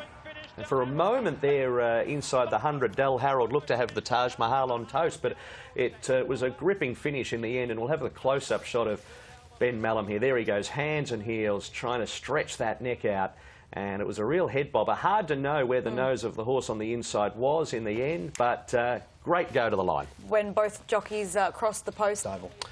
Our Libretto, Gator, was looking to be the 15th mare to win the Zipping Classic. She's got okay. Yeah, no, she was good. Only her 8th start. Her first go at 2400. We've, you know, referencing the great Peter Moody, he would say how much better horses tend to get as a general rule once they get to a trip for the first time. They're more seasoned, so she'll be better for this a terrific campaign. She's beaten home some good horses. She's beaten home Lord Fandango's 4th in the Caulfield Cup, beaten home Ventura Storm, who's the Mini Valley Cup track record holder. So some good scalps behind her. And I think she'll... Taj Mahal. Well, I think, what is it, 8 out of the last 14 or something? Actually, 8 out of the last 16 Team Williams have won this race. So, look, the Taj Mahal, well, this is 2 in a row for him. So he sits outside the lead, and this Del Harold, he's been unlucky not to win a race this preparation. His 3 runs have been excellent. He's had excuses on every occasion, just misses by a bob of the head here, and may have even won in another stride. So there's a race for him early next year as well. There's probably not much left for him at this stage. Our Libretto, well, she backed up well, and I think that may be it for the old boy who shot the barman. What a great horse he's been. Yeah, I think that he's been retired. Just with Libran, Michael Walker reported that he didn't think he handled the quick backup. No. But, yeah, no, it's been a great race for Team Williams there, and he just gets the bobbin on the line there. He really fought back the inside horse, didn't he, Dale Harrell? I thought he was really going to... That's probably going to be against him here, but hard to fault the performance in the Cantala. It was a gem. Yeah, I'm thinking Benny Allen might be looking for this favourites back, and that'll bring him right into this race, I think. All right, here's the favourite, number 11, the mare, Galaxy Star, Grant and Alana Williams and Willie Pike. Certainly the ticks are against Galaxy Star, the Cerise and White Cross sashes, the Guineas victory. She's drawn favourably. I know Bob would have liked to have been out a little bit wider, but very hard to fault her form. Biggest test to date, but the one to beat. I love her. I just love what I've seen from her. I like that she hits the mile third up, and you go back to a mile win and her 2,000 metre win, and she'll eat up this race. I think she's a very hard to beat. Iconoclasm away, and it's only 4 minutes off. This race is over the mile, and we have got a projected first 4 pool for Super Tab punters of Group 3 level. Stand, that beautiful old grandstand packed to the rafters as we go behind the gates to Brittany Taylor to give us a final update on how these horses look ahead of the Group 1. Galaxy Star's the favourite, and they're racing. She's jumped okay, but she's drifting back, and Wrinkly is the first to break the line, and Great Shot is quickly speeding over. Material Man flung out of the gates, and Man Booker's driving forward as they go through the first 250. Just behind him, Prized Icon. A length and a half to Mr. Seawolf had settled down on the inside of Iconoclasm. Peaceful State further back, joined over on the inside by Gatting. Disposition stranded 3 deep though, and further back is Akinar Star and also Galaxy Star with only 3 behind her, and they're the 3 all in the cerise and white perfect dual action and Star Exhibit. But as they work down the riverside of the track, 900 left to go in the railway, the bolter Wrinkly led them. It's Wrinkly by more than 2 on Great Shot. Material Man's had a gun run, a length and a half to Man Booker in a strung out field. Mr. Seawolf down on the inside of Prized Icon, then Iconoclasm. Gatting's over on the fence, and then Peaceful State. Dispositions had no luck, and Galaxy Star's well back with Akinar Star, and they're being followed by Action. Further back, Perfect Jewel, and last of all is Star Exhibit, about 12 lengths or more from Wrinkly, who at the 400 headed for home in the railway. Here comes the challenge of Material Man away from the rail, and Great Shot under the whip, straightening up. Here's Man Booker running on. Behind them, searching for runners, Mr. Seawolf. Warwick goes for home now. Material Man. Gatting gets out. Here's Galaxy Star erupting, however. Here's Galaxy Star running through the middle with Gatting in pursuit, but Galaxy Star draws away from them. Pike Magician. Galaxy Star beats Gatting and Material Man. Down on the inside, Perfect Jewel, and they were followed home by Mr. Seawolf and Star Exhibit, Man Booker, Iconoclasm and Action. Akinar Star, Prized Icon. Behind them, further back, came Disposition, the tiring Wrinkly, Great Shot, well back, and Peaceful State is last to greet the judge in the 2018 Kirin Railway Stakes. What a day for those colours. Galaxy Star has won the railway, the King of the West. Willie Pike has done it again. Grant and Alana Williams, they've all combined with owner Bob Peters. Elite Bell did it for them a couple of years ago, and now it's Galaxy Star beats Gatting and Material Man. Is there nothing this man can't do? I'd love to get Ron Duffy's thoughts on the ride, because I've got no idea where he came from, Duff. I don't either. I took my eyes off. I said, nah, he's out of play there. And just the twinkling of an eye, it was all over. All of a sudden, she picked him up, and it was all over. He's a star, isn't he, Pike? And I've just witnessed 2 really good, a filly and a... Yeah, well, they say that mares don't win the railway very often, but she's a good mare. You always say, Bob, that this is the hardest race to win, and she just didn't win it today. She bolted away. No, definitely the hardest race in this state to win. And as I said earlier, this is, very enjoyable for me when a plan comes together. What were you thinking when she got a fairway back? Oh, I thought, here we go again. We're at the back. And then when did you think she was home? Just as they came around the corner, you could see she was travelling. What do you do with her now? Does she back up, staying in Kingston Town? Oh, there's not much else for her, is there? No. And maybe when we... In the sport. Yeah, it is. It's pretty hard to fathom. What were you thinking? I mean, you had an easy watch with Arcadia Queen, but that wasn't as easy watching Pike there on the winner. He really is that good at what he does. I could see what he was doing. They were all worried about getting off the rails because of Wrinkly, and they were all out wide, and he's just chanced his hand. He trusted the mare, and it's just a great ride. So once she's all class. She's 10 wins from 13. That's special, isn't it? Yeah, and if you go through, there's a couple of seconds there that probably should have been wins too. She's pretty good, this horse. And you've got the heir apparent in Arcadia Queen just sitting there back in a stall right now. You've got 2 remarkable girls. Yeah, very lucky to be in this position. Well done. And, having a favourite, it's, that little bit more pressure. Hard to enjoy them until it's over, I can tell you that. Well, how are you enjoying it during the run? Because you look like you're in a very awkward spot coming down the side. Absolutely, I was terrified in the run. I had my excuses, I was starting to go through them. But look, she was there for me today. Credit to Grant and Alana Williams. She travelled. I know I got further back than I wanted to, but she travelled today. She hasn't travelled and let down that good for a little while, I don't think. And I think they just had her peaked and primed for today. Well done to them. They just take us. I thought the dam of this one, Galaxy Queen, was going to be very, very special, and I didn't get her potential out of her as a racehorse. The year before, we'd run her full sister in the Pinjarra Cup and went up about 21 points in rating. So I thought, well, I'm not going to do that to this one. They were very similar, but Galaxy Queen had a lot more speed than Star Encounter. So I didn't race her, so she never got black type because she did a tendon just after that. And then I put her to stud, and she died just after having Galaxy Star.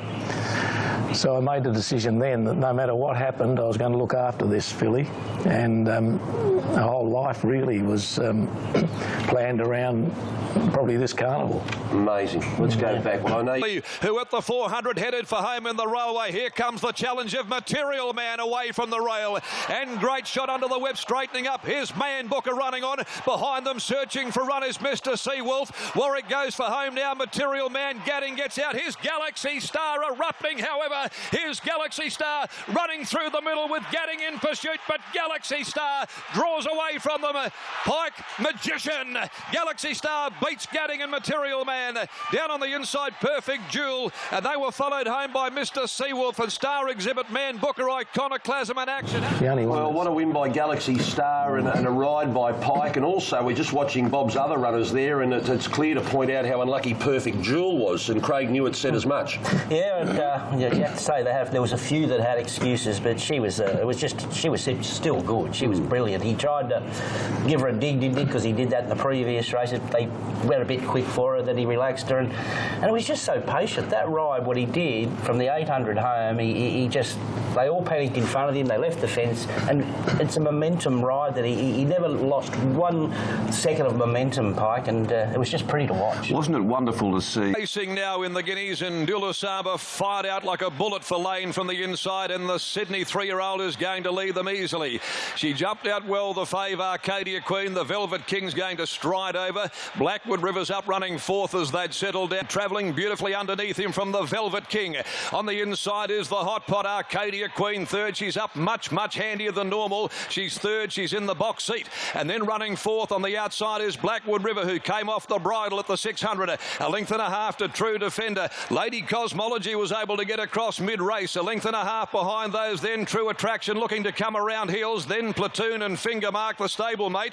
On the fence, Regal Council. But coming into the home straight, the Velvet King had headed the Sydney Galloparula Saba. A length and a half Arcadia Queen about to get around the heels with Lady Cosmology running on well as Pike goes to work. Arcadia Queen at the 150 mark. She's a length and a half in front of Lady Cosmology. Boy, she's got them done, and she's going to break the hoodoo. Comes away, she wins the champion fillies in the Guineas double in brilliant fashion.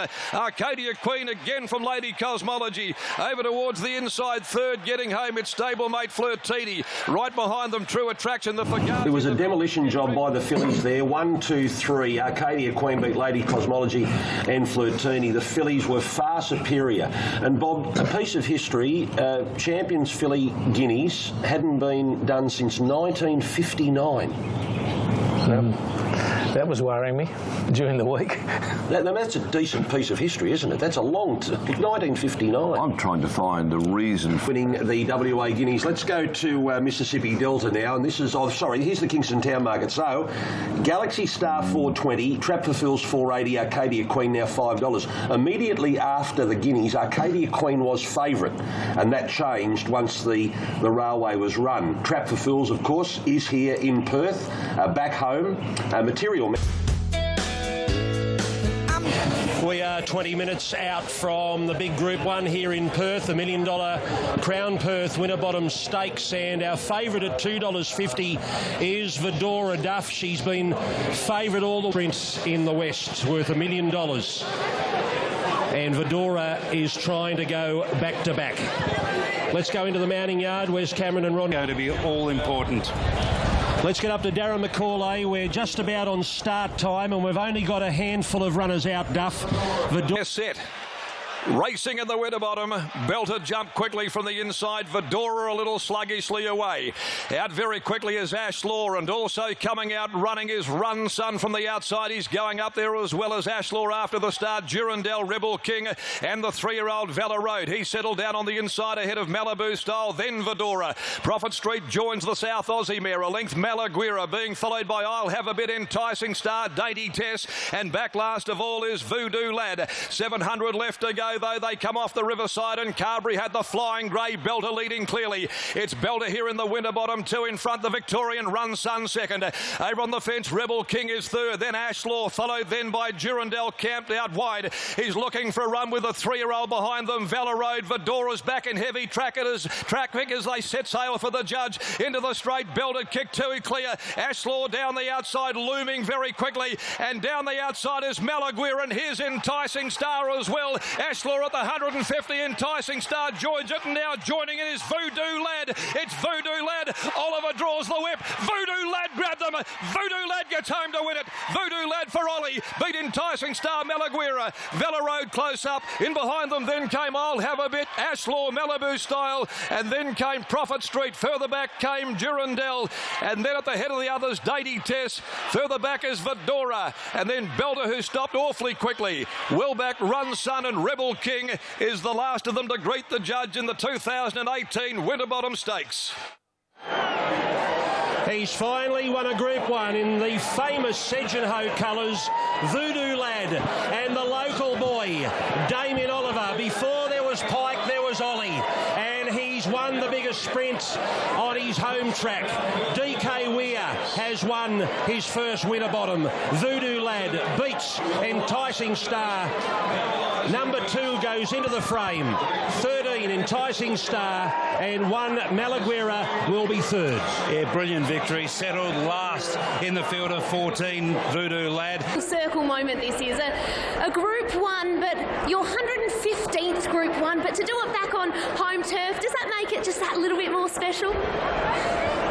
It's a bit emotional now, Britt. Yeah, it is. It's great. Love coming home, and it's where it all started for me, so it's great to do it at home, and always thought this horse would be well suited to this race, the pressure sort of 1200, and he showed that today. He finished too strong for them.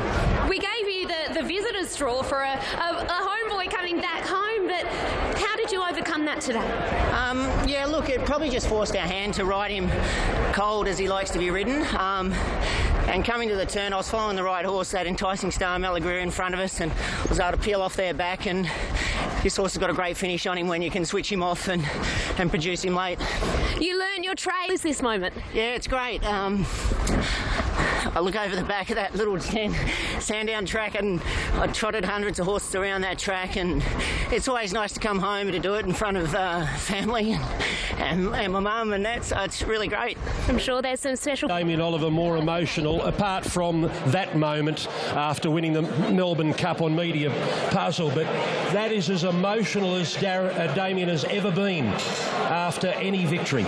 Incredible, isn't it? He's a Perth boy, and he likes coming back for the carnival, and to win the $1 million race here, I'm sure he's very, very satisfied, and he obviously for a number of years now, and that may well be their first Group 1. I'm thinking for Kevin, so I might be wrong, but someone tapped me on the shoulder and said that. And of course, bred by the late. Yeah, it's great, Dareth.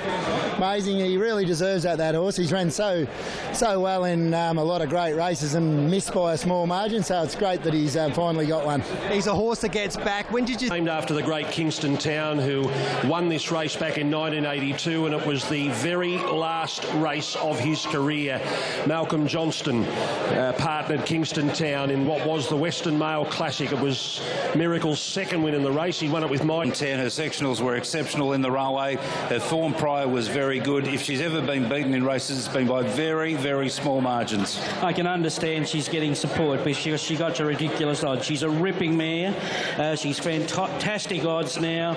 She's fourth up off a Group 1 win. Ran fourth in this race last year off winning the Guineas. Number 14, Peter Hall for Grant Annalan. And Arcadia Queen, number 15, the 3-year-old filly, the winner of the Guineas. and the champion fillies. Now, Willie will wear the light blue cap. There she is, Grant and Alana Williams. Ron made mention she had a first start back in September. Here she is, aiming at a Group 1, following a brilliant ride, brilliant win in the WA Guineas, and I think it's fair to say, Ron, with the 50... Forced to beat. OK, that's a look at the 15, 12, 2 and 14 for me. I want to be with the filly here, Acadia Queen. Let's hope she blows them away, because it'll be exciting for racing and Perth in general, I would have thought. Look, now in the Kingston Town, and Akanar Star, the first of them away. Out quickly also is Great Shot. Trap for Fools is starting to gather a bit of momentum for Oliver going forward. Up there as well as Arcadia Queen when they'd settled down. Right behind it came Perfect Jewel, Material Man, and then Star Exhibit. Iconoclasms around there deeper. Mr. Seawolf's going to track him up into the back. Great Shot led them very, very easily. Holy Snow in the back half with Heart Starter, Prying Tom, and last of all is Galaxy Star. 1,300 left to travel. Iconoclasm going up for a look for the front, but he won't get there. Staples kicks up with Great Shot, but boy, didn't the pace go on suddenly. Great Shot led a half to 3/4. Iconoclasm now having to ease back. 3 lengths away behind those to Trap for Fools. 1 Akanar Star down on the inside next of all, and being closely followed by the favourite Arcadia Queen. She's beautifully placed back there running 5th, being followed by Material Man. Over on the inside at the 800, Star Exhibit being followed by Perfect Jewel. Gadding's back over on the inside. He's worse than midfield from Holy Snow. Mr. Seawolf 3 deep.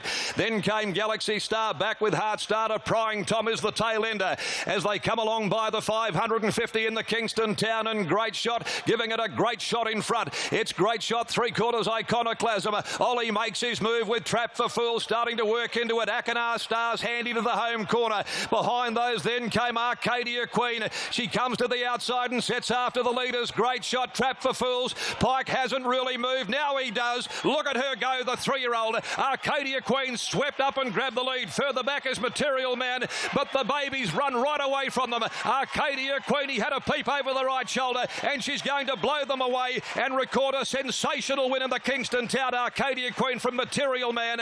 Galaxy Star rattling down the outside from Gatting, and then came the roughie Prying Tom, who's run a race from Trap for Fools. Akanar Star. Further back behind them, Perfect Jewel. Great Shot.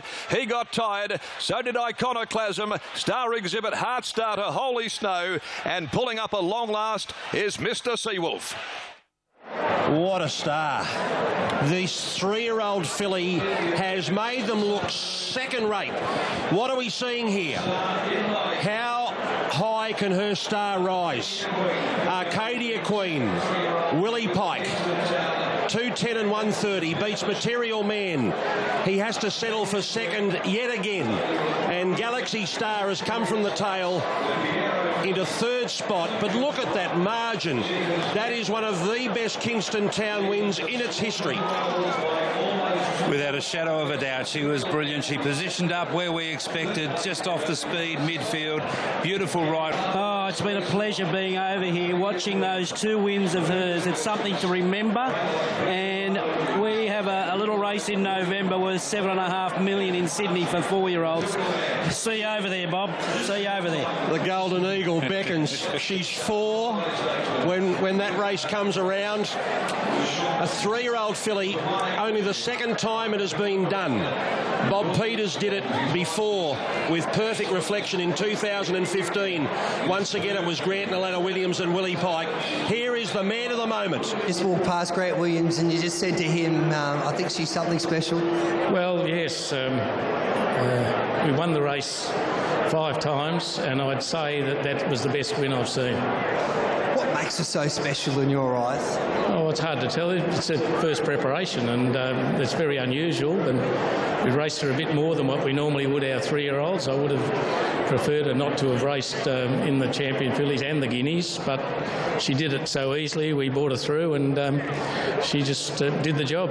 It's hard to believe that, as you just pointed out, she now, Bob and Duff just pointed out, there's a Golden Eagle worth $7.5 million in the latter part of November for the 4-year-olds. Yes, it's very exciting, isn't it? And they tell me you can use Regulate in New South Wales too. Yep. So is that make your decision easier? Well, it makes it a bit easier than thinking about going to Victoria where you can't use it.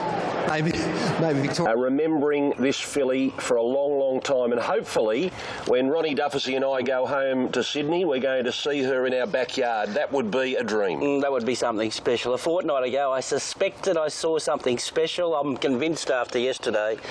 She is the real thing, an absolute star. Darren McCauley, I don't... The gear and just dispense with its rivals as easy as you would ever see. I still love the run though of the stablemate Galaxy Star. Gee, that was a performance to come from last. Circle the field, get around there, monstered the line. Must be a wonderful feeling to go home and know that you've got one of the best 3-year-old fillies in the land, and obviously a mare that rates up there in the top bracket of her gender as well. And the runner-up second again, 2 years in a row, Material Man. Pretty brave, Material Man. Let's go and hear from everyone. Who would have thought we had a big announcement on Wednesday out of the Racing New South Wales offices about a brand new race called the Golden Eagle, and just days later it is a major talking point about a particular horse, Arcadia Queen. It's high on the agenda now. Here's the announcement from Wednesday. This is the chairman of Racing New South Wales, Rust. Let's pick them up on the home turn. Let's have a look at them and talk about some of the other runners in the race. It's quite interesting, Mac. Perfect Jewel, for the second time in a row in a Kingston town, has been responsible, or her jockeys have been responsible for causing interference. Pike got a month on her for causing interference to Blackheart Bart and Material Man at the crossing last year, and Peter Hall got 20 days for causing interference to Gatting this year, so she's had a double whammy in 2 Kingston towns. Poor old Pete too, and he's got such a great record. He's a clean jockey there that very rarely finds himself in the eyes of the stewards, but he copped 20 for that interference yesterday again, so... 500 races since his last suspension, so that's pretty good. Been a long time. I like the run of Gatting there too. I know that they had plenty of excuses. It was the one I think may have copped a bit of the backwash as a result of that. And you can see him... Kingston Town Classic, and we've got a lot to look forward to. I think certainly with Peter's pair, Arcadia Queen and Galaxy Star. Material Man, I reckon there's a race in the east for him. Well, I don't know what level, but he could go over there and be very competitive. And Gatting's obviously... This is the Magic Millions 3-year-old guineas. Outback Barbie, the 230 favourite now over Boom Sarah, who's firmed into a $3.70. Has been second pick all the way through, but $3.70 now. Bondi at 9, and then a massive jump, $19 and longer, all the other runners. Open racing, Outback Barbie's come out about 7th. Barefoot, Boom Sarah out wide, and Bondi all began well. And there's Ziz and also Outback Barbie going through. Say I See You is handy. Likewise, there was Unconditional, very wide going forward, passing Persuader. Barefoot had drifted back now. Malahide the next one, length and a half away to the 5 track. Granny Red Shoes and Light Up the Room. Pequiri followed by Smarter Listen, Sugar Sizzle, and Plumaro's last of all. Boom Sarah led by a length and a half to Bondi. Third is Unconditional. Back and forth is Outback Barbie as they swing down the side. 50 outside there is a length and a half to Barefoot. Say I See You, Persuader, Granny Red Shoes, the 5 track. Malahide, Light Up the Room, Pequiri followed by Plumaro, Smarter Listen, and Sugar Sizzle's going to swing in last. Boom Sarah led the way by a length and a quarter from Bondi. Unconditional, Outback Barbie fourth the inside. Ziz, Say I See You, Barefoot, Malahide followed by Persuader. On the inside, Boom Sarah still just with the lead here. Bondi's on the outside. Outback Barbie's a length and a half away. Barefoot's making ground over on the inside, and the next one is Granny Red Shoes. Boom Sarah, Bondi from Outback Barbie and Barefoot. Boom Sarah, Bondi, Outback Barbie. Boom Sarah, Bondi, Outback Barbie. They hit the line. Maybe Boom Sarah knows in a photo, but Outback Barbie and Bondi are right there. Next time was Barefoot, followed next across the line by Smarter Listen. Then we had Granny Red Shoes, followed by the 5 track Pequiri, followed over by Malahide. Then we had Persuader, followed by Sugar Sizzle, Unconditional, Ziz, Light Up the Room, Plumaro, and Say I See You was about the last. There is the shutter cam. It'll be Boom Sarah, Bondi and Barbie. The three Bs locked together, and Chris Muntz, who's tasted success many times on Magic Millions Day, does it as a trainer. Wow, what a go that was. They all looked to have their chance. 100 metres to go, and that's convalescing in a hospital bed. And Tim Clark gets the late call-up. And Duff leads all the way from that outside gate, gets across. $15. They're in the yard now for the feature event today, the Star Magic Millions 2-year-old Classic, where Unite and Conquer and Exhilarates are now equal favourites. Now, this got to as much as $6 earlier in the day, Unite and Conquer, into $4.40 equal favourite now with Exhilarates, who was as much as $5 equal favourite this morning. Zarsun and Dubious have both got, well, they was as short as 5 at different points. No, in fact, Hightail becomes into equal second pick now. And racing in the Magic Millions and away brilliantly down towards the inside was the Odyssey. Going forward as Better Reflection. Likewise, Champagne Jet, Zarsun, Dubious, Unite and Conquers very wide going forward. Corsi Will, 05 Glory, followed there by Movie Roll, Batama, Champagne Boom. Exhilarates a long way back, very wide down the side. Girls are ready, deeper again as Hightail. Exhilarates now third last. Second last, Gala Miss on the outside, and Seabricates last of all. Champagne Jet by a length and a half from the Odyssey. Unite and Conquer just in behind those Better Reflections. Zarsun, followed there by Dubious and Corsi Will. Batama, Champagne Boom. 05 Glory, Hightail, Seabricate. Girls are ready. Exhilarates back about second last. And Garlamere swings in last at the 350. The Odyssey on the outside of Champagne Jet. Plenty room for Dubious to come through. Unite and Conquer, followed there by Better Reflection, Hightail, and Zarsun down the outside. And Exhilarates down the outside as well. Dubious the leader. Hightail exhilarates. Dubious, Hightail exhilarates. Dubious exhilarates out wide. Exhilarates has won the millions, and neck to Dubious and third to Hightail. Not sure fourth. Up there's Zarsun, Champagne Boom, Movie Roll. 05 Glory, Gala Miss, followed there by Seabricate. Next was back behind those Corsi Will, followed there by Unite and Conquer. And then we had Girls Are Ready, followed there by the Odyssey, Better Reflection, Batama, and Champagne Jet was last. What a filly, what a filly. Over the top of Dubious, who looked to have the race won. Hightail has run third. Godolphin win their first Magic Millions.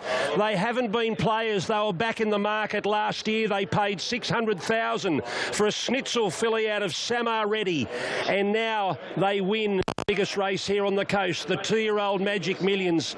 What a performance. Yeah, well, they're back in business. This has been a day that they haven't been able to compete in years, and now they buy a filly at the sales. They had a couple of wild. The 2-year-olds are really ground running, and there's a lot more left in them. They're not. I promise you, there's a lot left to come. But the grand final for her today, and that's a huge result for the guys. And look, I know they'll be matured very quickly because she was a little baby at her first start. And some of these horses can thrive, you know, in work, and some you got to just leave alone. And she's obviously thrived because they're the first one to leave them alone. Godolphin, if they're not coping. The 7 days before that 2-year-old race here, the 1100, which they can only run 10, and there was a big blow up in the lead up because so many horses were going to miss out trying to qualify to that last ditch effort. But it has become so important. What, 4 out of the last 5 Magic Millions winners have gone around here at the Gold Coast? Yeah, and the week before. And the year that they didn't, the meeting 7 days before was at the Sunshine Coast, right? And, well, the only other winner in recent memory that's on the backup was Real Surreal, and it won a race at Eagle Farm 7 days before the Magic Millions. A lot of the other winners had sort of come through the BJ McLaughlin a couple of weeks beforehand, but they'll have a meeting on their own of 2-year-old races next year. Is it an option to have 7 days out, because everyone will want to run. Yeah. Is it an option to have 2 divisions of it, given you could get 20? Dubious, Hightail. Dubious was good, had his chance. Hightail was outstanding. 3 weeks in a road trip up here in the heat. So one tough 2-year-old.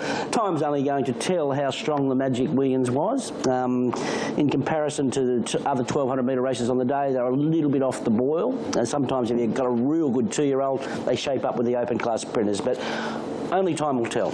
And of the locals, 05 Glory. From probably got a more competitive field as a result of it. It's a very, very open race, and at this stage, Nick, what are your thoughts?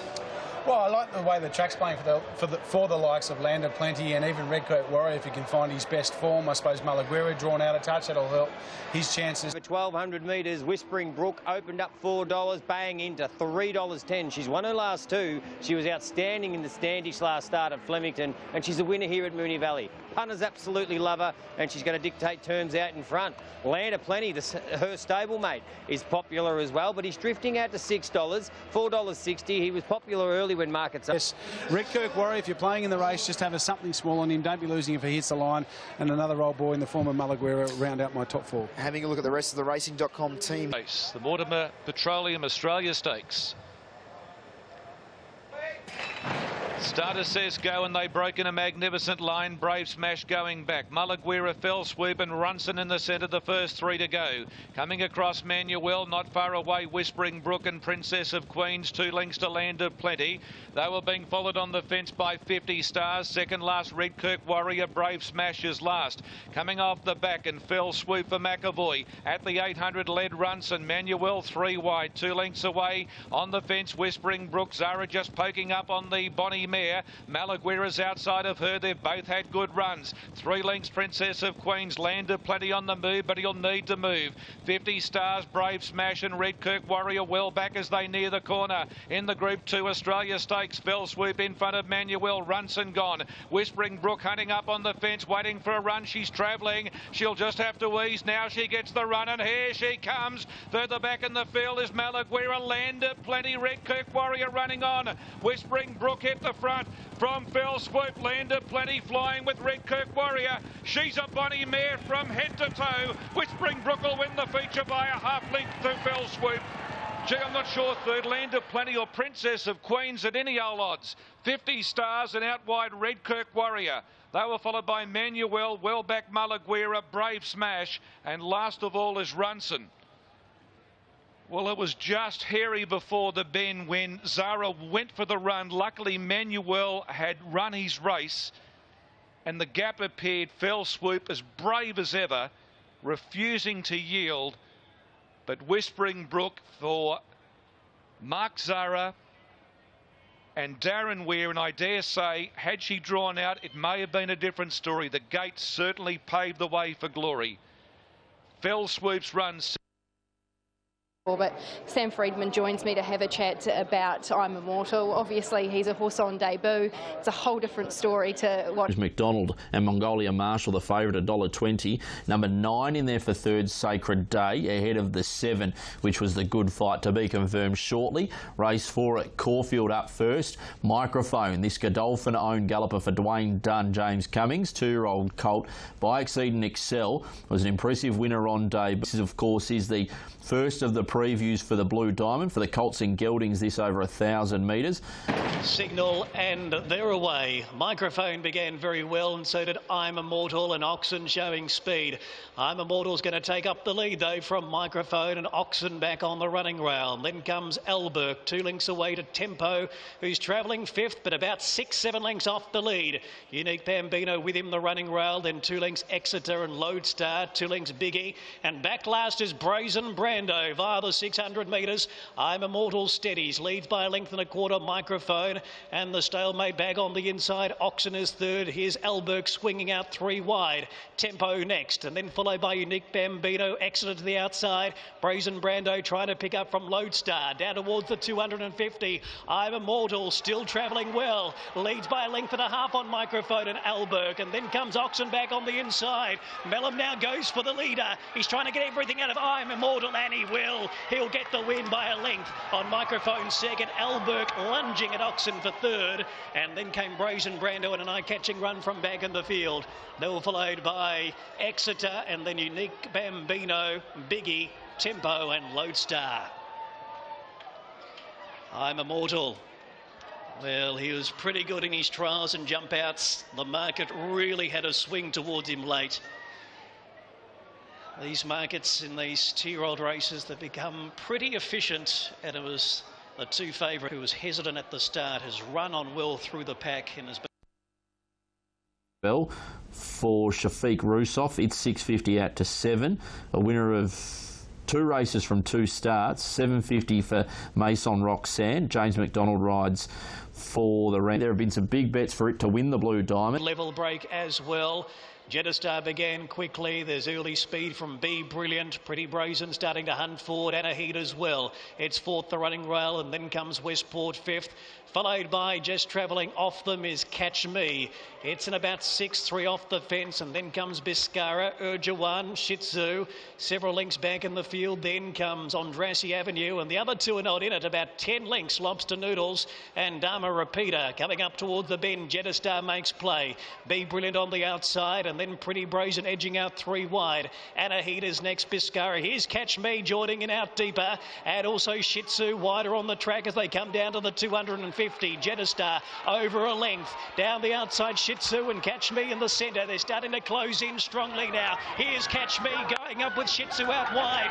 It's Catch Me taking the front, and they won't catch her. Catch Me by a length on either Shih Tzu or Jettistar. A photo for second, and then came Biscara and Pretty Brazen in behind on Ondrassi Avenue, and then came Anna Heat and Urjawan Westport, and then came Lobster Noodles. Be Brilliant dropped out, and Dharma Repeater never in it. Well, despite her behaviour in the mounting yard, it hasn't affected her race day or when it came to the business end. She's been able to retain her unbeaten total, now 2 from 2. She won the Jim Crack in the first 2-year-old race in Sydney of the season. And Catch Me, who sat in the 3 wide, to no doubt a smart filly. Now, the all-important time, 57.28. So that is a 9/100ths quicker than the boys in the previous, 57.28. Well, last year has been popular throughout the last couple of days, and Trapeze Artist now a joint favourite at $2.60 with Elise. So Elise's gone from $1.80 when markets opened out to $2.60. Trapeze Artist $4.20 into $2.60, including one bet of 20. Say at $2.80 here on track, so that's where the moves happened. Look, he's had one trial after the 112 days off. He's off a fantastic Everest run on behind Red. She's a big monster of a mare here. She was brilliant winning first up, returning better than ever. She's had 5 weeks and a tick over trial since. 5, they're set. 1100. And attended in with one. Outside alley. So Trapeze Artist in, the lights on. Here we go for the expressway. Who will make the running? The gates open now and they're off and racing. Hartnell was the first into stride, but Dothraki's going to push on together with Trapeze Artist. Dothraki in front from Trapeze Artist. Lure Remain mustering to third. Hartnell jumped well, but drifts back to fourth, and the mare Elise is the last one. Dothraki being kept honest here by Trapeze Artist. Now he goes to a 3/4 length lead, Dothraki, from Trapeze Artist, and Lure Remain's going to trail the pair, followed by Hartnell and Elise 3 lengths off his last of all. 750 metres to run. The roughie of the field, Dothraki, a half in front to last year's winner, Trapeze Artist. Lure Remain travelling strongly on the late leader's back, followed by Hartnell and Elise travelling well, just waiting to be popped. The question as they turn for home now. Dothraki in front from Trapeze Artist. Lure Remain needs some running room. Then came Hartnell and Elise starting to cruise into the race on the outside. Dothraki in front, Trapeze Artist under plenty of pressure, but Elise is really starting to wind up now, and Shin's barely touched the mare. Elise moves up to join Dothraki. Lure Remain goes to third, but Elise, this has been pretty soft coming from last, and she extends clear in the expressway to beat Lure Remain. Dothraki third, Trapeze Artist needed it, and Hartnell was about 3 lengths off at the rear.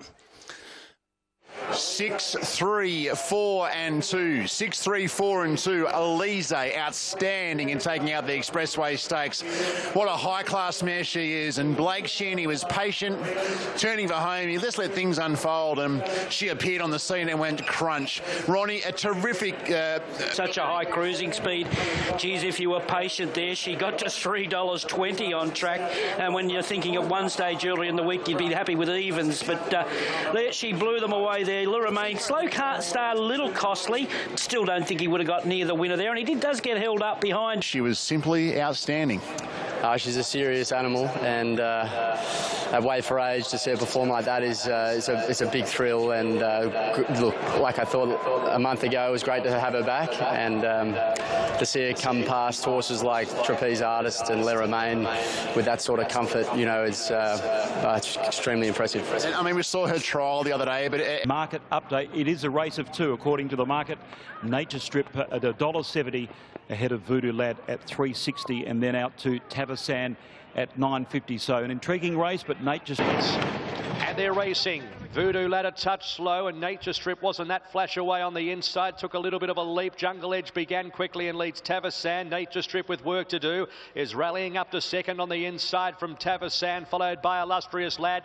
3 legs Voodoo Lad, Thermal Current as last. Nature Strip drove through on the inside, spent some tickets to go to the lead by about a neck to Jungle Edge. 3 lengths to Tavasan, Illustrious Lad, 4 lengths away Voodoo Lad, the outside of Thermal Current. So it's Nature Strip coming up towards the turn at the 500 metres with the ears pricked, leading by a length and a half to Jungle Edge, being scrubbed along. 2.5 to Tavasan, followed by Illustrious Lad. Voodoo Lad's a long way off the lead from Thermal Current into the straight at the 300 metres, and it's Nature Strip 2.5 lengths in front of Jungle Edge. A gap Illustrious Lad, Tavasan, Voodoo Lad. Nature Strip goes for home. 150 metres to go. 3 or 4 lengths in front. The jock looks at the big screen. It's going to bolt in.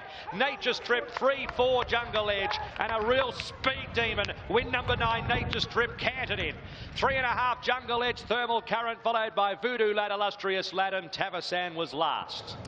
I think champion trainer Chris Weller will be rubbing his hands with glee because he's picked up one of the most exciting sprinters in the land, as Nature Strip absolutely destroys his rivals to win the Group 2 Schweppes Rubiton Stakes in an absolute canter. Damien Lane for Chris Waller, beating Jungle Edge, who's tried hard after setting up on speed and putting pressure to Nature Strip in the early stages. He's held second. Dwayne Dunn for Mick Bell, and the old boy Thermal Current getting through up on the inside. I should say Dylan Dunn for Mick Bell on Jungle Edge, and Dwayne Dunn on Thermal Current for Ellison Zara Racing has really rocketed back on the inside, Clint. But that was a one-act affair, an outstanding return to racing. Yeah, super impressive performance, wasn't it? He was exceptional today, and I just had a... Brazen Brando at $6.50. The only other runner under the $10 mark is the debut runner Shotmaker for Mick Price at $8. Ready. The Blue Diamond Prelude for the Colts and Geldings.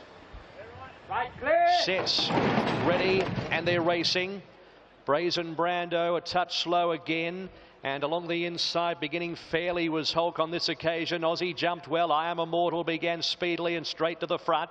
2 further back is Groot in third from Languishing, Shotmaker and Hulk on the fence. They were followed by Hawker, Hurricane, Oxen, Exeter, and Brazen Brando is last. So I Am Immortal at the 700 metres, led by 3/4 of a length. At a steady tempo from in second place, Aussie, and then came Groot.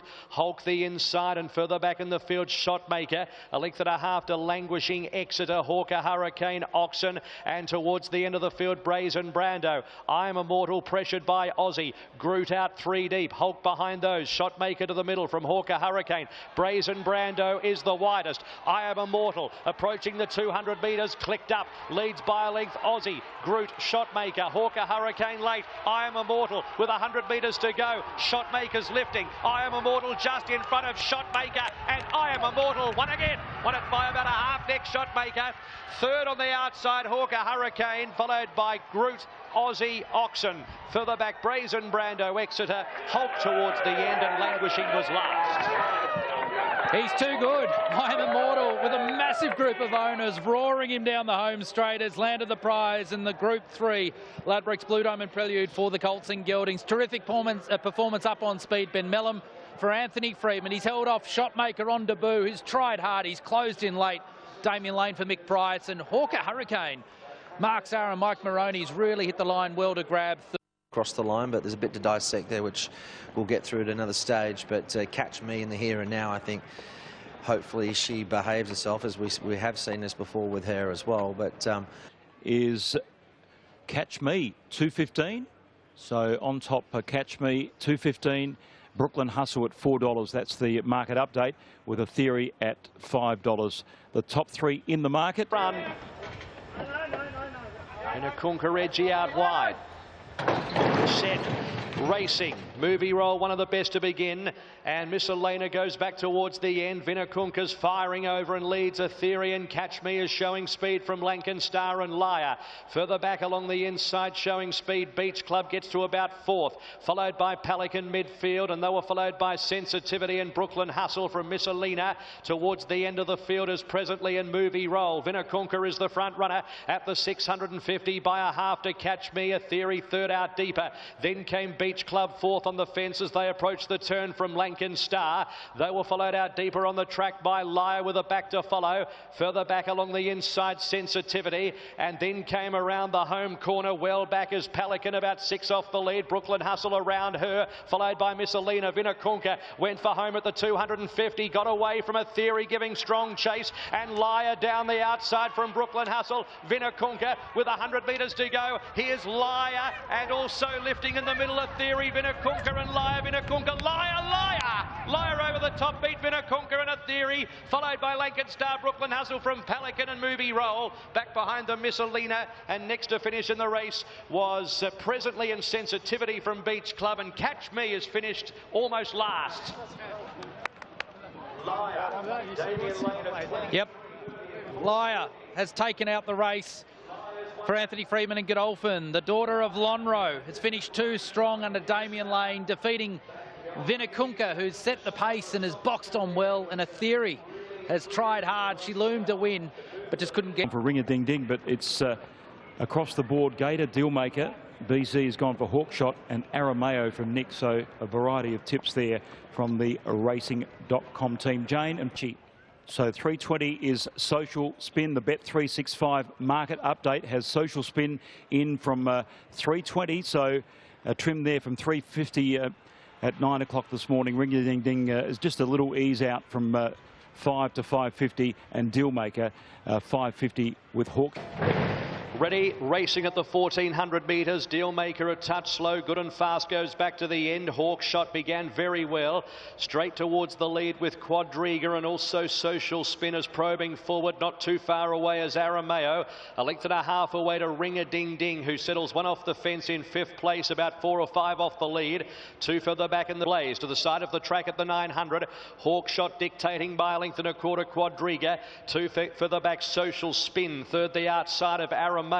They were followed by Ring-a-Ding-Ding, about 5 off the lead. Then came Dealmaker Declares War, second last, good and fast, and Secret Blaze whips them in.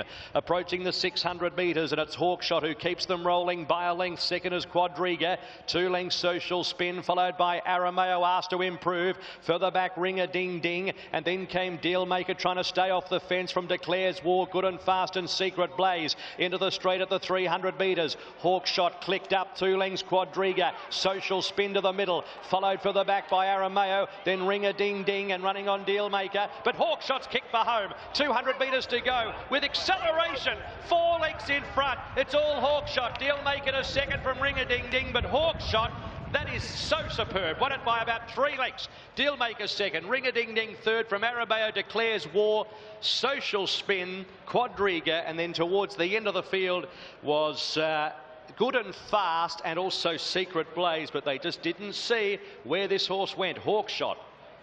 The Group 2 Highland Race Colours Autumn Stakes goes to Hawkshot Nakanta, the son of the Australian Cup and also Melbourne Cup winner Fiorente, has proven far too good, dominating the race up on speed, and that was a powerhouse performance under Mark Zara for the new stables of the Lindsay Park team. Number 7 Hawkshot winning and winning easily. Dealmaker after... I think it's a fantastic edition of the CF4. A lot of horses you can make a case for. I'm going for a bit of value. I thought Best of Days just seemed too big at $18. I think Redcoat Warrior, I'm sure he'll be rattling home. Kamantari's too good to leave out. And I thought D'Argento at reasonable odds could run a race. Runner, but not the favourite for Hutchie. Best of Days, his selection. And Benescari's gone for Redkirk Warrior following that slashing run with the same horse, and Matt and Nick Land of Plenty. So across the board, divided opinion. A $2.70 favourite, so really very, very strong support. 3:30 at 9 a.m. this morning into 270. Whispering Brook has stayed firm at $7.50. Land of Plenty and D'Argento, the only other runners under the $10 mark, Shane. Great to catch up now. Movement towards the inside. D'Argento keen to get on with it. Ready, racing at the 1400 metres. Mossendale was slow, goes back to the end. Whispering Brook began quickly with Manuel and also D'Argento using its toe from barrier one. Brave Smash and Holbein is pushing up on the outside now. They were followed by Kementari, Best of Days, Material Man, 50 Stars and Land of Plenty in the back half. Then came Redkirk Warrior, Sosi Bon and Mossendale, and Shillelagh is last of all. So Manuel is the leader, joined by Holbein the outside. As they reach the 900 metres, a length and a half, Whispering Brook, and then came D'Argento, Brave Smash. 2 lengths, Best of Days and Kementari. The Godolphin Blue race together. A length and a half, Material Man, Mossendale. Further back as Land of Plenty, wide and well back from 50 Stars, Shillelagh, Redkirk Warrior, and Sosi Bon is at the end. So Manuel tries to slacken at the 600 metres. A half length in front of Holbein, a length and a quarter, D'Argento third from Whispering Brook. Further back is Best of Days, and then came Brave Smash, Kementari peeling 3 and 4 deep from Land of Plenty, Material Man, Mossendale the fence, then Redkirk Warrior, 50 Stars, Shillelagh, Manuel and Holbein into the straight at the 300. Whispering Brook the outside, Brave Smash running on. Further back is Kementari with Every Hope, and then Best of Days, Brave Smash after Manuel at the 200. Manuel kicking, followed by Brave Smash, Kementari, and then came Land of Plenty. Manuel's kicking, it's still Manuel. Manuel has won it. It is a blowout. Wonders will never cease. Has beaten either Land of Plenty or Kementari, then Best of Days, Material Man, Holbein, Brave Smash from Land of Plenty. 50 Stars, Redkirk Warrior, next Shillelagh, D'Argento, Whispering Brook, Sosi Bon. Mossendale is at the end of the field, but he just kept kicking. Manuel. This is one of the most remarkable stories in Australian racing, because the last time Manuel was here at Caulfield, he won a benchmark for 84 over 1400 metres. He's now come out and won the Group 1 Ladbroke CF4 Stakes. Tony McAvoy, Luke Curry combining second up. He's led them a merry dance all the way through, and he's won at a blowout price. $28.70, $6.30 on the tote. Luke Curry, Tony McAvoy combine again. It's tight for the minors. We've got Land of Plenty, who's come between Kementari and Land of Plenty. So it's 11 at dead heat, 4 and 7. So Kementari and Land of Plenty with Brave Smash just in behind them. We did a little bit of work, but then he come back and rested, and then he gave a good kick off the corner, and I knew he was going to be hard to run down. He's very... Caulfield 6 months ago to now being a Group 1 winner. Yeah, look, he's a horse we've had so much time for, and he's just always been having a few little things, doing a few things wrong, but last prep, he just ran so consistently, and a lot of seconds, a lot of firsts, and he came here today, and we're obviously the outsider, but what a ride by Luke. He just got to the front. Here, Mike, Manuel's starting to dictate the race, and then we'll get some cheap sectionals that allows those at the back a really tough task. Got some really cheap sectionals from about the 1,000 to the 600, like they were clicking over at about sort of 12 and a bit, 12.3, 12.4, which by comparison to some of the other races on the program was a very slow mid-race sectional. I think that was the key factor in enabling Manuel to stick on as well as he did in a really tight finish. Hutchie, right about here, who have you got advantage? Kementari, Land of Plenty's back out of his ground. It's going to be tougher. Look, I thought D'Argento was getting a sweet run. I thought from that position they're going to be hard to beat. But I think the evidence of with Holbein being beaten under 2 lengths just emphasises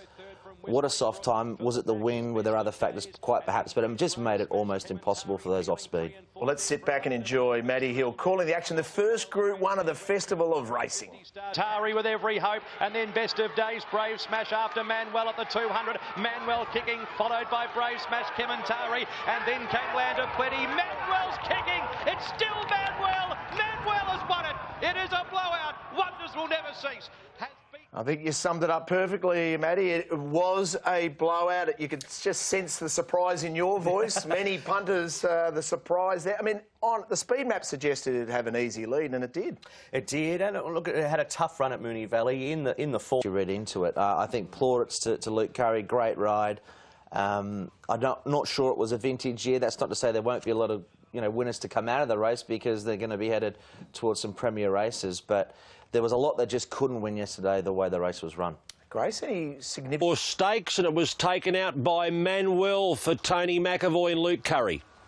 Wow, he landed some nice bets too. He was $71 into about $21, this horse, and it was a little bit of a pattern for leaders here, so maybe a little bit of advantage that way.